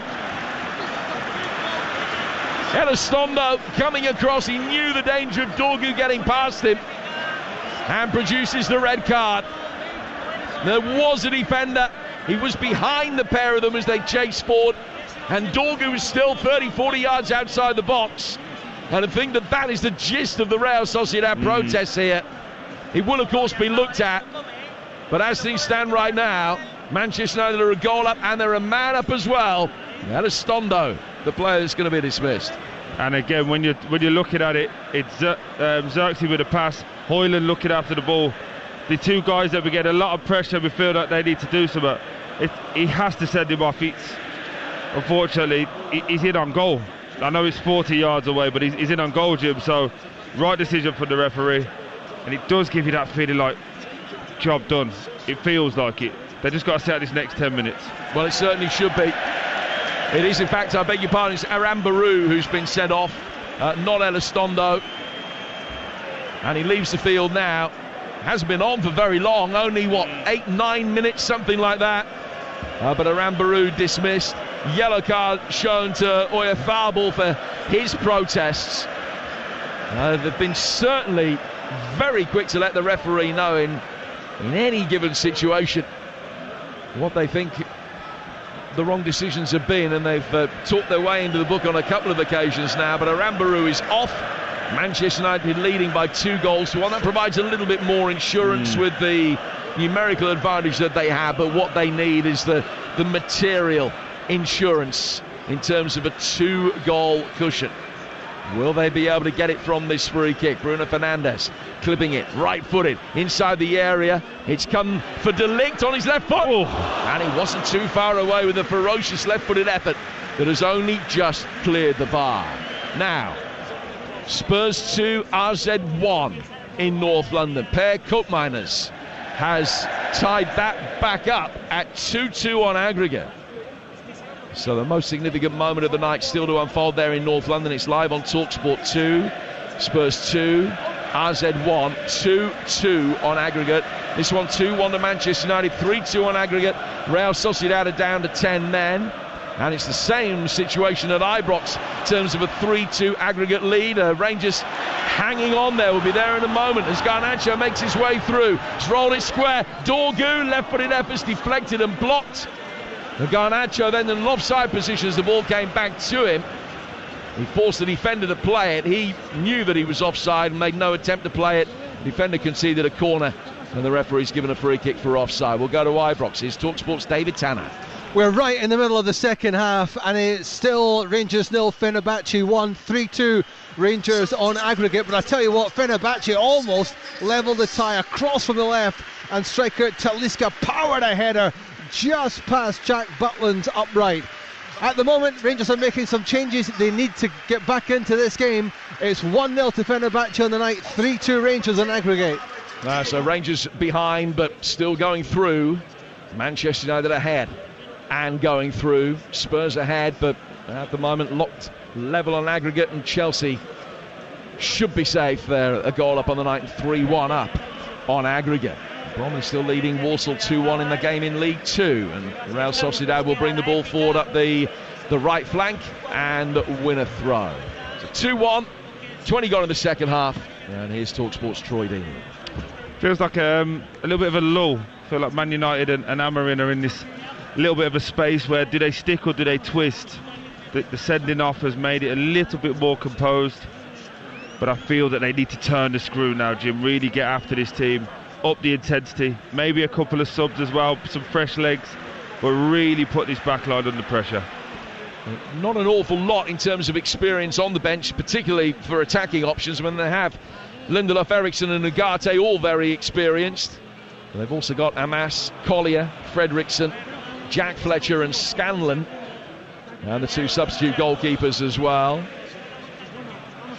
Scanlon, a call up to the squad. He's part of the B list, which is why he's been entitled to join the squad. He's already won 10 international caps for Gibraltar, but yet to see the light of day in a Manchester United first team shirt. The young lad that was at I think at Derby's academy before he came here as well. Free kick to Real Sociedad taken in the midfield. Things stand. They only need one moment of inspiration to get things back on an even keel, certainly in terms of the scoreline, if not personnel. Ball is worked down through the left-hand side of the midfield to Baranacher. He's not kept that in. It's a throw, which will be taken on the Manchester United right. Now, don't forget, there's going to be a full review of all of the talking points from the midweek European action, and so many of them, with those gripping penalty shootouts. Liverpool going out, Real Madrid making it through, the controversial circumstances of the Julian Alvarez penalty, and all of the midweek European action is going to be dissected for you on Danny Kelly's Trans-Euro Express. Danny here with Andy Brassel on TalkSport from 10 o'clock on Sunday. You can also listen to the weekly podcast of Trans-Euro Express. That's on the TalkSport app. And as I always say, if you've never heard it, I thoroughly recommend that you give it a try, because it's a programme that people within the game avidly listen to end their working week. That's Trans-Euro Express. Another yellow card is shown there. I think that was Elizondo. You're doing well remembering who's yellow carded. So many at this moment in time. Most of them have been now. Yeah. Now that's what, 5 yellows and a red that Real Sociedad have received. Zubaldia, Marin, Zubimendi, Oyafabel and Elizondo all yellow carded, and Arambaru has been sent off. Here's the lick for Mazraoui. The one Manchester United player in the book is De Ligt. First yellow card of the night went his way for concession of that penalty. We've had 2 Bruno Fernandes penalties since. Here's Dalot in possession. They're going to be bringing on the Icelandic international striker Ori Oskarsson very shortly. Højlund, good ball, opening up the right foot, finding Garnacho, 3 away, Matt, and he's missed them all, but it might break Højlund's way. He'll take it on, right footed shot was going wide, he's blocked, and Cannon's back out, almost back to Højlund again, but Real Sociedad can bring it forward. and then Munoz, the left back, didn't read the pass, stopped his run, and that allowed Manchester United the opportunity to mop things up, opportunity they might not have had. Here's De Ligt. Now Bruno Fernandes bringing it forward through the centre circle with 20 minutes to go. Bruno Fernandes for Casemiro. Manchester United going through right now, and they will be taking on Lyon on successive Thursdays in April. We'll bring you both of those games live on Talk Sport. The 10th and the 17th of April, the Europa League quarter-finals. The ball played in by Mazraoui. The left-hand side of the penalty area for Dorgu. He's killed it with his instep. Good ball in from him. They couldn't quite nudge it past the retreating Zubamendi to find Højlund. And it's cleared by Manchester United down the left-hand side again with Heaven. Now to Fernandes. Fernandes rolling it in. Dorgu inside the penalty area. Højlund was waiting. Dorgu in the end can win a corner. He's frustrated he couldn't do a bit more. Does feel like it's coming, doesn't it? It feels like the goal is coming for Man United. Ruben Amorim just out to our left, really animated, because he feels that this is an opportunity to go kill the game, go kill it off. Manchester United, the only unbeaten side in the Europa League this season. Provided they don't concede in the final 20 minutes, they will be through into the quarter-finals. Corner taken from the Manchester United left, looking for a Casemiro near post flick, and the goalkeeper then has to punch it away, and out for another corner. A goal at Ibrox. David Tanner. Fenerbahce have levelled the tie after 73 minutes. It's Rangers 0, Fenerbahce 2. It's 3-3 on aggregate now. They've wiped out Rangers' lead from the first leg in Istanbul, and it's a second goal for Sebastian Szymanski. 2-0 to Fenerbahce now, 3-3 on aggregate. Bruno Fernandes to take this latest Manchester United corner, and it's headed by a Real Sociedad player back towards Højlund, who couldn't quite turn it goal bound quickly enough.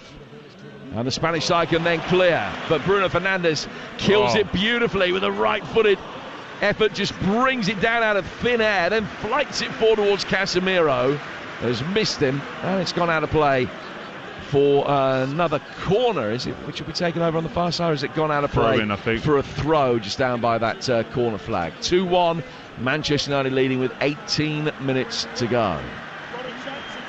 Just feel like I'm a broken record, Jim. It feels like one more goal, get this job done, and then start bringing on some of these younger players, get them ready, get them acclimatised to what's needed.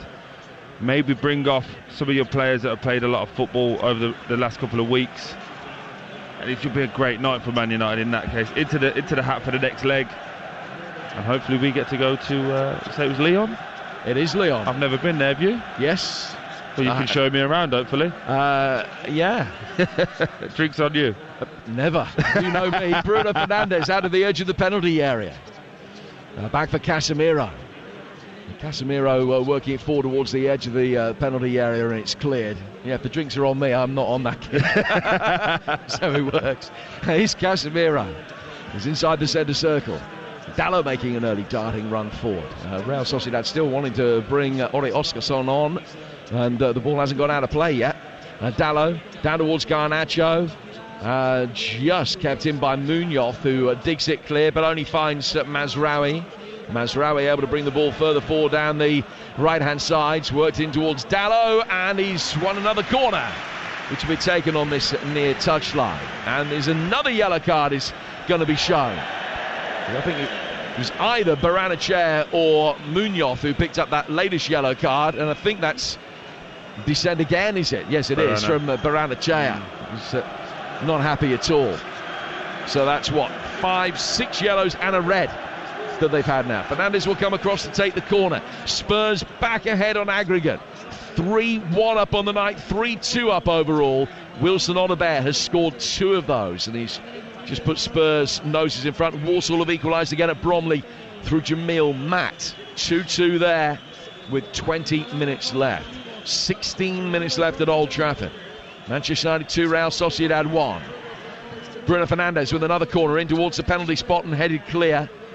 Will come back out towards Dorgu, and Dorgu hits it pretty emphatically all the way back towards Onana. Onana's way outside his penalty area. just coming out and swooping out. Back for Casemiro. Right-footed ball over the top. It's a peach of a ball for Dorgu as long as it doesn't run away on the camber of the pitch, and it did. Just seemed to, once it bounced, accelerate away, and it beat him to the dead ball line and goes out of play for a goal kick, and they now can make that change. Oskarsson is going to come on for Kubo. The winger had a really lively start, but we've not mentioned his name, I don't think, in this second half. No, I really like him. Like the way he moves, very, very agile, very sharp, very positive as well. One to keep an eye on for the future, definitely, because he showed real quality. So he makes his way off, and Oskarsson has come on to replace him. Now, Oskarsson, who missed that great chance at the end of the first leg with about 3 or 4 minutes to go. Put it wide of a largely unguarded goal. He was in the Copenhagen side that beat Manchester United in the Champions League last season. A thrilling game in Denmark. This one has had plenty on it to make it memorable as well. 3 penalties, all scored. Manchester United with 2 of them. Bruno Fernandes, the man that's put them both away. Just works the ball back to his goalkeeper here, Anana, who will just work it out of the penalty area again. Listening to Manchester United against Sociedad in the Europa League. It's live on Talk Sport with Enterprise Rent-A-Car. Whatever the mission, home or away, Enterprise helps over 120,000 people every day. Dalot in possession. Finding Fernandes. Back from him to Mazraoui. Mazraoui going square to his left-hand side for De Ligt. Another opportunity for Mazraoui to bring it forward. Dalot sort of almost tiptoeing his way down the right-hand touchline, wanting to make his run at the most optimal moment. Then tries to release Garnacho, but again, he's scored an own goal here in his West Ham days, can clear. Back he comes from Mazraoui, laid off towards the edge of the area. Bruno taking it on, he's on a hat-trick. Thought about the shot, should have shot. Then a right-footed effort from him eventually after the pass was easily cut out. Is deflected and goes through to the goalkeeper. Action on the Manchester United bench. Bruno Fernandes again looking for his hat-trick goal. And he hit that one sweetly. 30 yards out.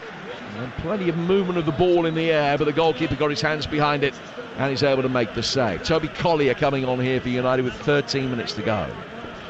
The question I was going to pose to you before that sub was happening, do you go with the energetic Collier, more energy, run over this Real Sociedad team, or do you put Eriksen in there and have a bit more, an older head, keep the ball?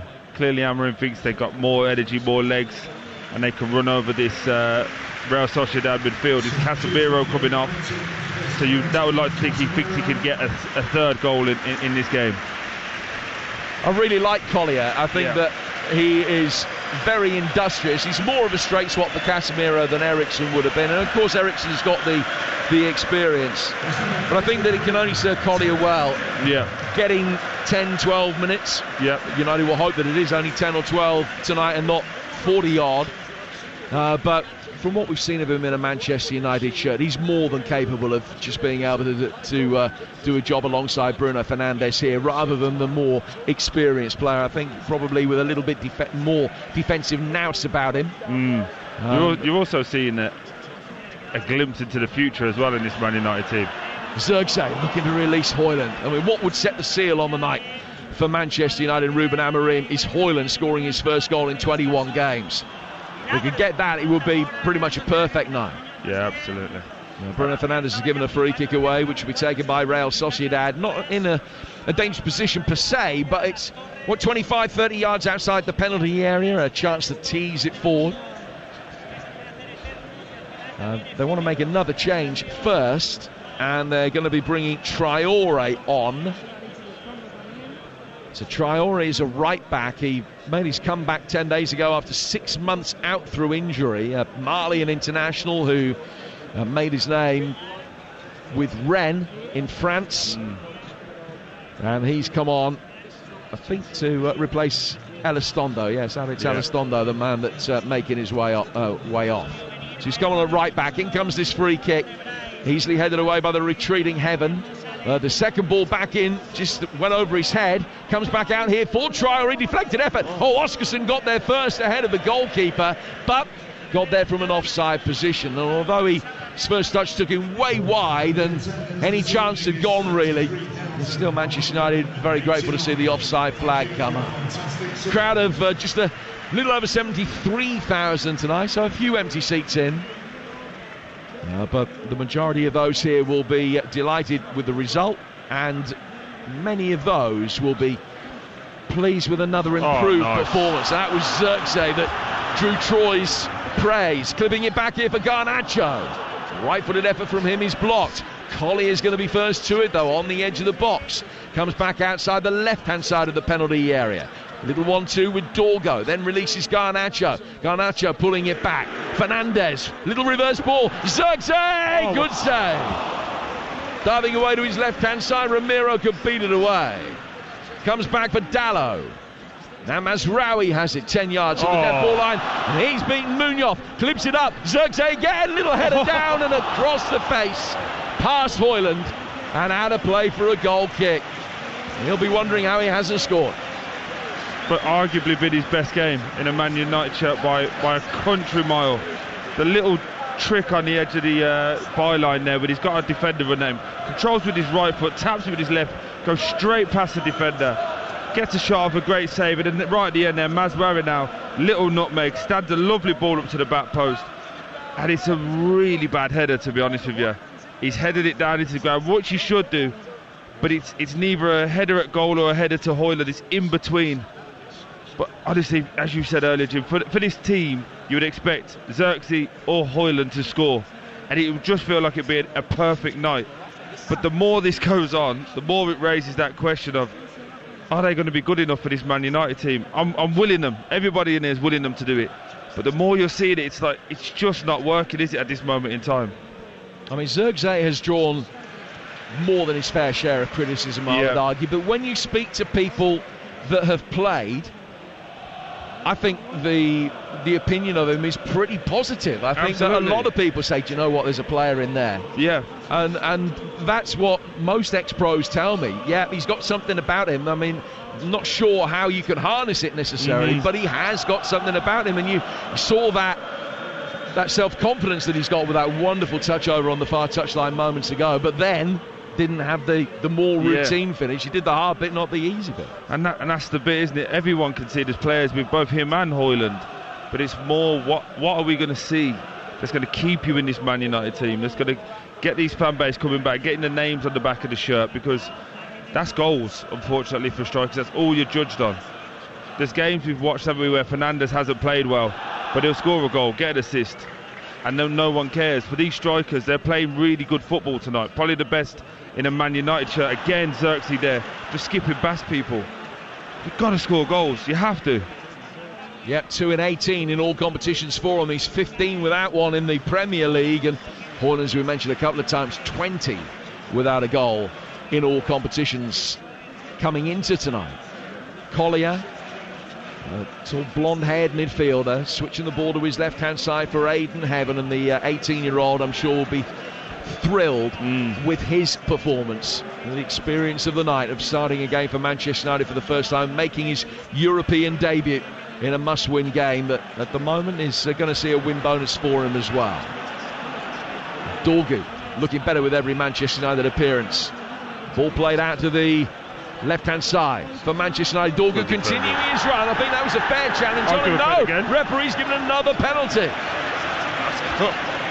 Sliding challenge on Patrick Dorgu, who wins a second penalty tonight. That one from Traore, and Fernandez has the opportunity to make it a hat-trick of penalties from the spot if this doesn't get overturned.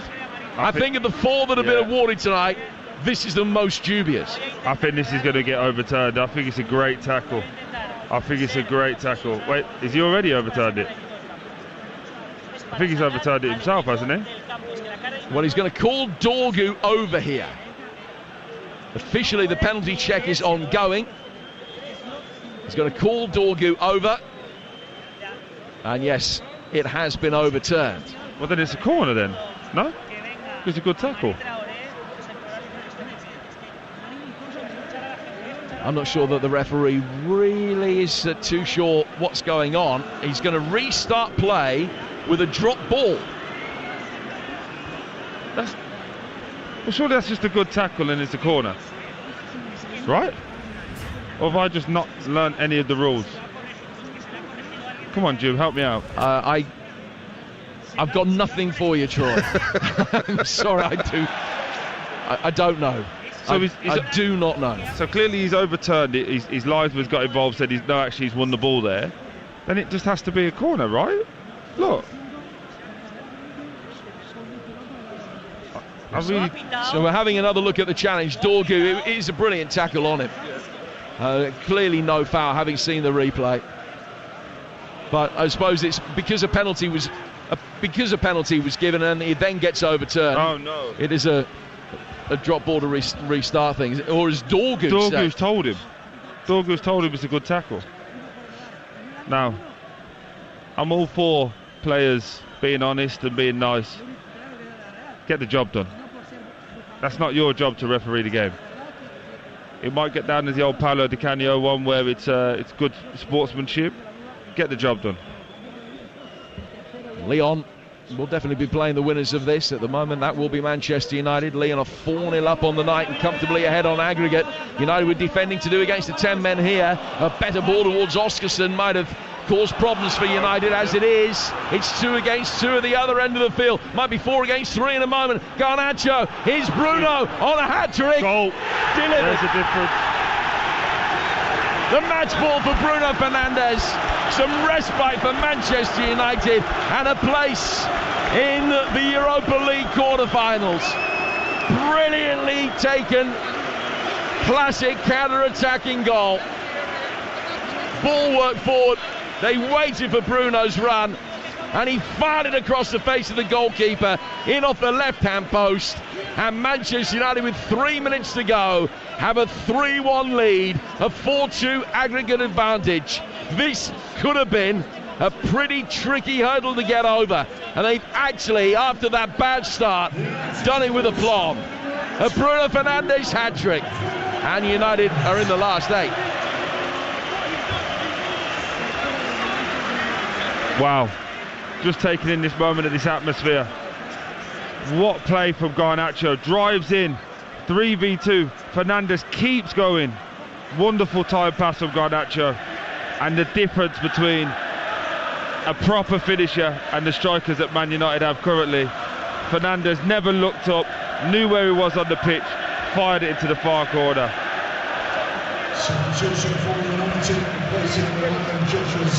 Well, United will make a change immediately in the aftermath of that. Zirkzee's coming off and Eriksson is going to come on to replace him. Bruno now is 6 in his last 6, and that's 15 for the season. Appreciably Manchester United's best scorer. In fact, I now think he's gotten as many as the next 2 most prolific United players added together. Yeah. Eriksson coming on for Zirkzee, a change being made with 90 seconds or so to go. So United all but through, Lyon are through, and it's going to be a fascinating game between the pair of them. For Sociedad, it's going to be a 5th consecutive round of 16 tie in which they have lost. They haven't made it through the quarterfinals of European competition for 36 years.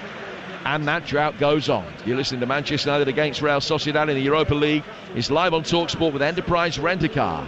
Enterprise has vans of all shapes and sizes, so if you've got a plan, we've got a van. Amorim's plan coming to fruition tonight. Garnacho bringing it forward.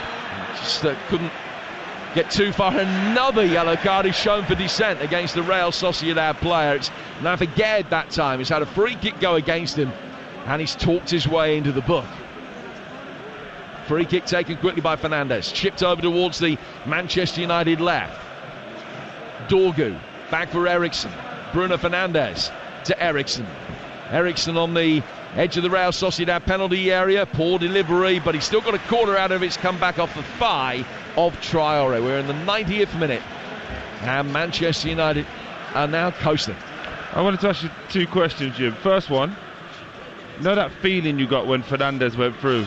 just felt goal, didn't you? Yeah, absolutely. That's the difference between the front players at the moment. When he goes through, it just feels like a goal. And secondly, I know a lot of people are going to say Sociedad had 10 men, but is this the most complete Amorim performance so far? It's right up there. I'll come back to that in a moment. Bruno Fernandes has it on the corner of the penalty area. It's flicked in, the overhead kick attempt from Aiden Heaven. Well, that really would have set the seal on it. It's by the penalty spot, it's falling backwards, flicked it with his left foot, and it went some way wide. We're in 4 minutes of added time. And Manchester United lead by 3-1. Real Sociedad have it at the back with Traore. So much more live sport for you. Don't forget, it's the final day of Cheltenham tomorrow. We'll be there with 5 live races for you here on TalkSport as Garnacho chips it in here towards Eriksson, and it's clear. Dorgu setting up. Højlund, is this his moment? He's nudged it to his left instead. Dorgu's got it, clipping it in, hits Traore, and will come back out again. Højlund urged to take responsibility in that kind of area. Nice little step over from him, can work it back, and Dalot fires it into the roof of the net for 4.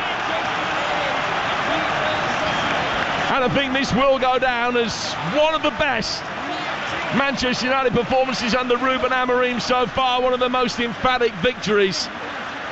It was a night where they needed a big performance, they needed a victory, however it came, but it is going to come with an improved performance that just shows that little glimmer, potentially, of a brighter future. A Bruno Fernandes hat-trick, Dalot with a wonderful 4th, and Manchester United are cruising. So much better. Rasmus Højlund, to be fair to him, he might not score, but he's a great team player. Great play, great effort, gets down to the byline, little trick that he does there just to get away from the centre-backs. And as he gets there, has the perseverance and the quality just to pull it back to the penalty spot. And then Dalot does the rest, just fires it in, passes it in, 4-1, and Man United is rocking. What was Hugh talking about? This place is rocking, Man United are back. That may well be the gist of your contribution to the phone-in tonight. We'd love to hear from you on the Sports Bar, 03717 223344. What do you read Manchester United into this performance? At the very least, your side have delivered on a night where they had no option but to deliver. Here's Oskarsson towards the edge of the penalty area. Baranachea trying his luck, that's cleared. And Mazraoui tries to bring it away, he's been fouled. And next live football for you on the TalkSport network at Ashton Gate tomorrow night over on TalkSport 2. Bristol City taking on Norwich. And Saturday, now we've got Chelsea against Manchester City in the Women's League Cup final. Those two are going to be sick of the sight of each other by the end of March. It's a 12:15 kickoff over on TalkSport 2. On TalkSport, QPR leads in the Championship. Leads with the opportunity to further extend their lead at the top of the table. And Sheffield Wednesday against Sheffield United coming up Sunday. The Sheffield derby. United try to redress the balance from there. Live Premier League action comes for you Saturday, 3 o'clock. Man City Brighton on TalkSport 2. And then the small matter of the Carabao Cup final as Newcastle United meet Liverpool. Extensive build-up throughout the day here on TalkSport. The game kicks off at 4:30. Yellow card shown to Collier for a challenge in the midfield. I have lost count of the crime count, but I know we're in double figures in terms of the number of cards that have been shown tonight. It's either number 10 or number 11. Ramiro taking a free kick. We're in the final minute of stoppage time. Manchester United leading by 4-1. Chelsea are through. They've won 1-0 on the night. We'll get full-time details shortly. Rangers still hanging on at the moment. Spurs also through. They've beaten RZ 3-1 and 3-2 on aggregate. Manchester United 4-1 up on the night and 5-2 up on aggregate in the last knockings here at Old Trafford. Smell of pyro in the air again as Heaven flights the ball forward. And United looking for a fifth. Garnacho making a far post run. It's laid back instead for Eriksson, who shot from distance, just tamely rolls through for the goalkeeper. And is that the last action of the game? Referee put his whistle to his mouth, but he's happy for one more phase of Real Sociedad attacking play. They've got it forward towards Oskarsson.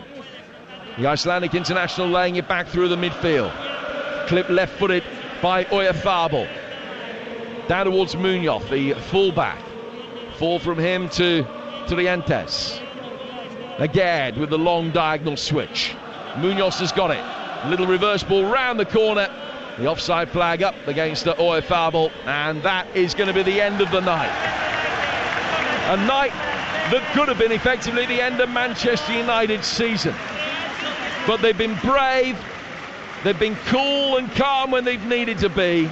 Their captain has led by example, and the season goes on. This Europa League run certainly papering over a myriad of cracks, but that will continue in Lyon next month as Manchester United embark on a European quarter-final. One of the best yet under Ruben Amorim. Manchester United 4, Real Sociedad 1, and United have won 5-2 on aggregate. Old Trafford is alive. News of its demise, clearly premature. For 115 years it's shown the ability to carry Manchester United to higher ground, and I think that's exactly why they call it the Theatre of Dreams. That 100,000-seater mega stadium can wait, because this is where the soul of the club lives, on hallowed turf. European nights under the lights is what it was made for. Now Ruben Amorim's Reds live to fight another day in the Europa League thanks to their shining light, Bruno Fernandes. Bigger challenges await, I'm sure, with the Frenchman Lyon up next.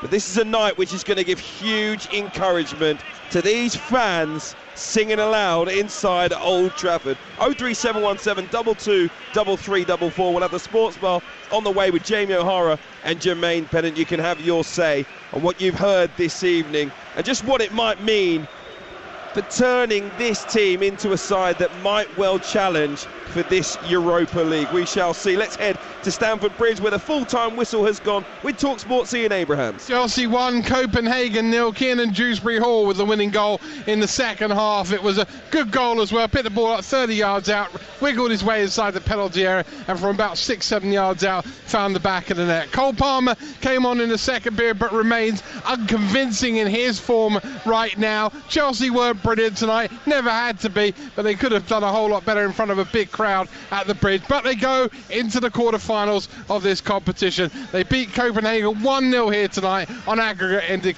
Chelsea 3, Copenhagen 1.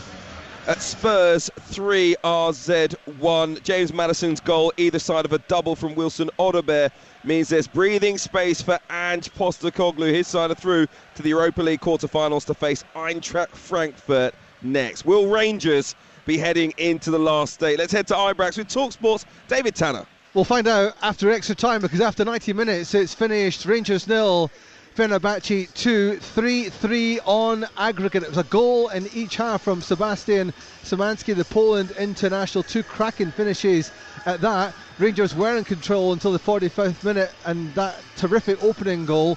And the second half, the Turkish side came out re-energised, and Rangers totally lost control of the game. But they are still in it. They are still in it. And they have extra time to find out who will play Athletic Bilbao in the quarterfinals. It finished Rangers 0, Fenerbahce 2, 3-3 on aggregate, and we now go to extra time.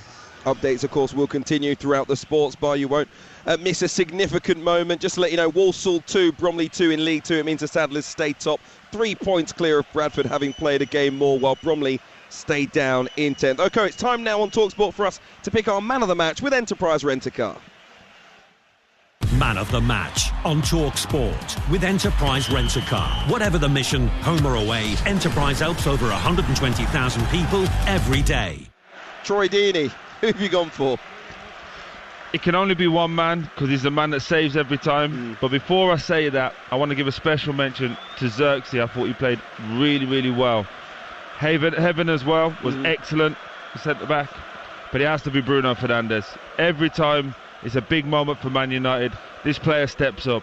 Whether you love him, whether you hate him, you have to respect him. Another hat-trick today, another clinical performance. Man United's knight in shining armour, the man who's going to drive this club forward. Excellent performance from him. And Bruno Fernandes, you are the man of the match. Completely irreplaceable. Bruno Fernandes, our man of the match with Enterprise Rent-A-Car.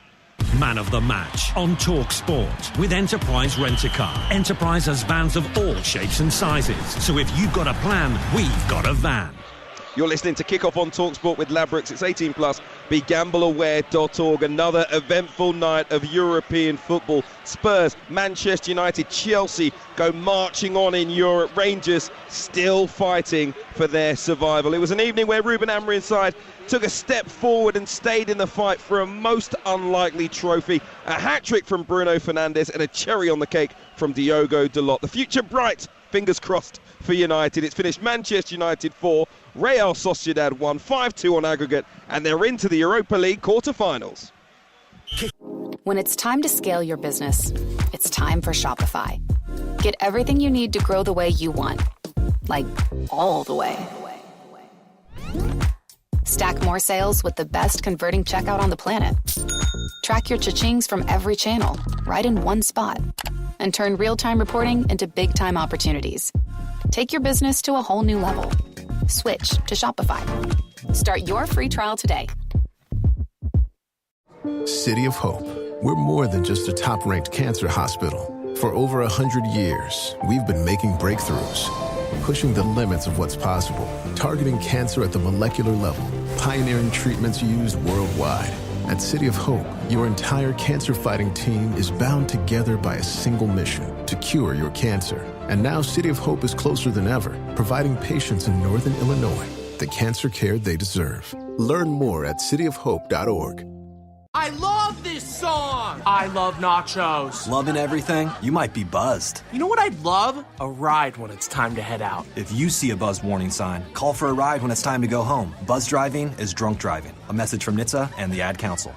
Are you looking for a way to listen to your favorite audio on the go? Look no further than the TuneIn app. With TuneIn, you can stay plugged in to what matters most, no matter where your day takes you. Download the TuneIn app now and experience audio like never before.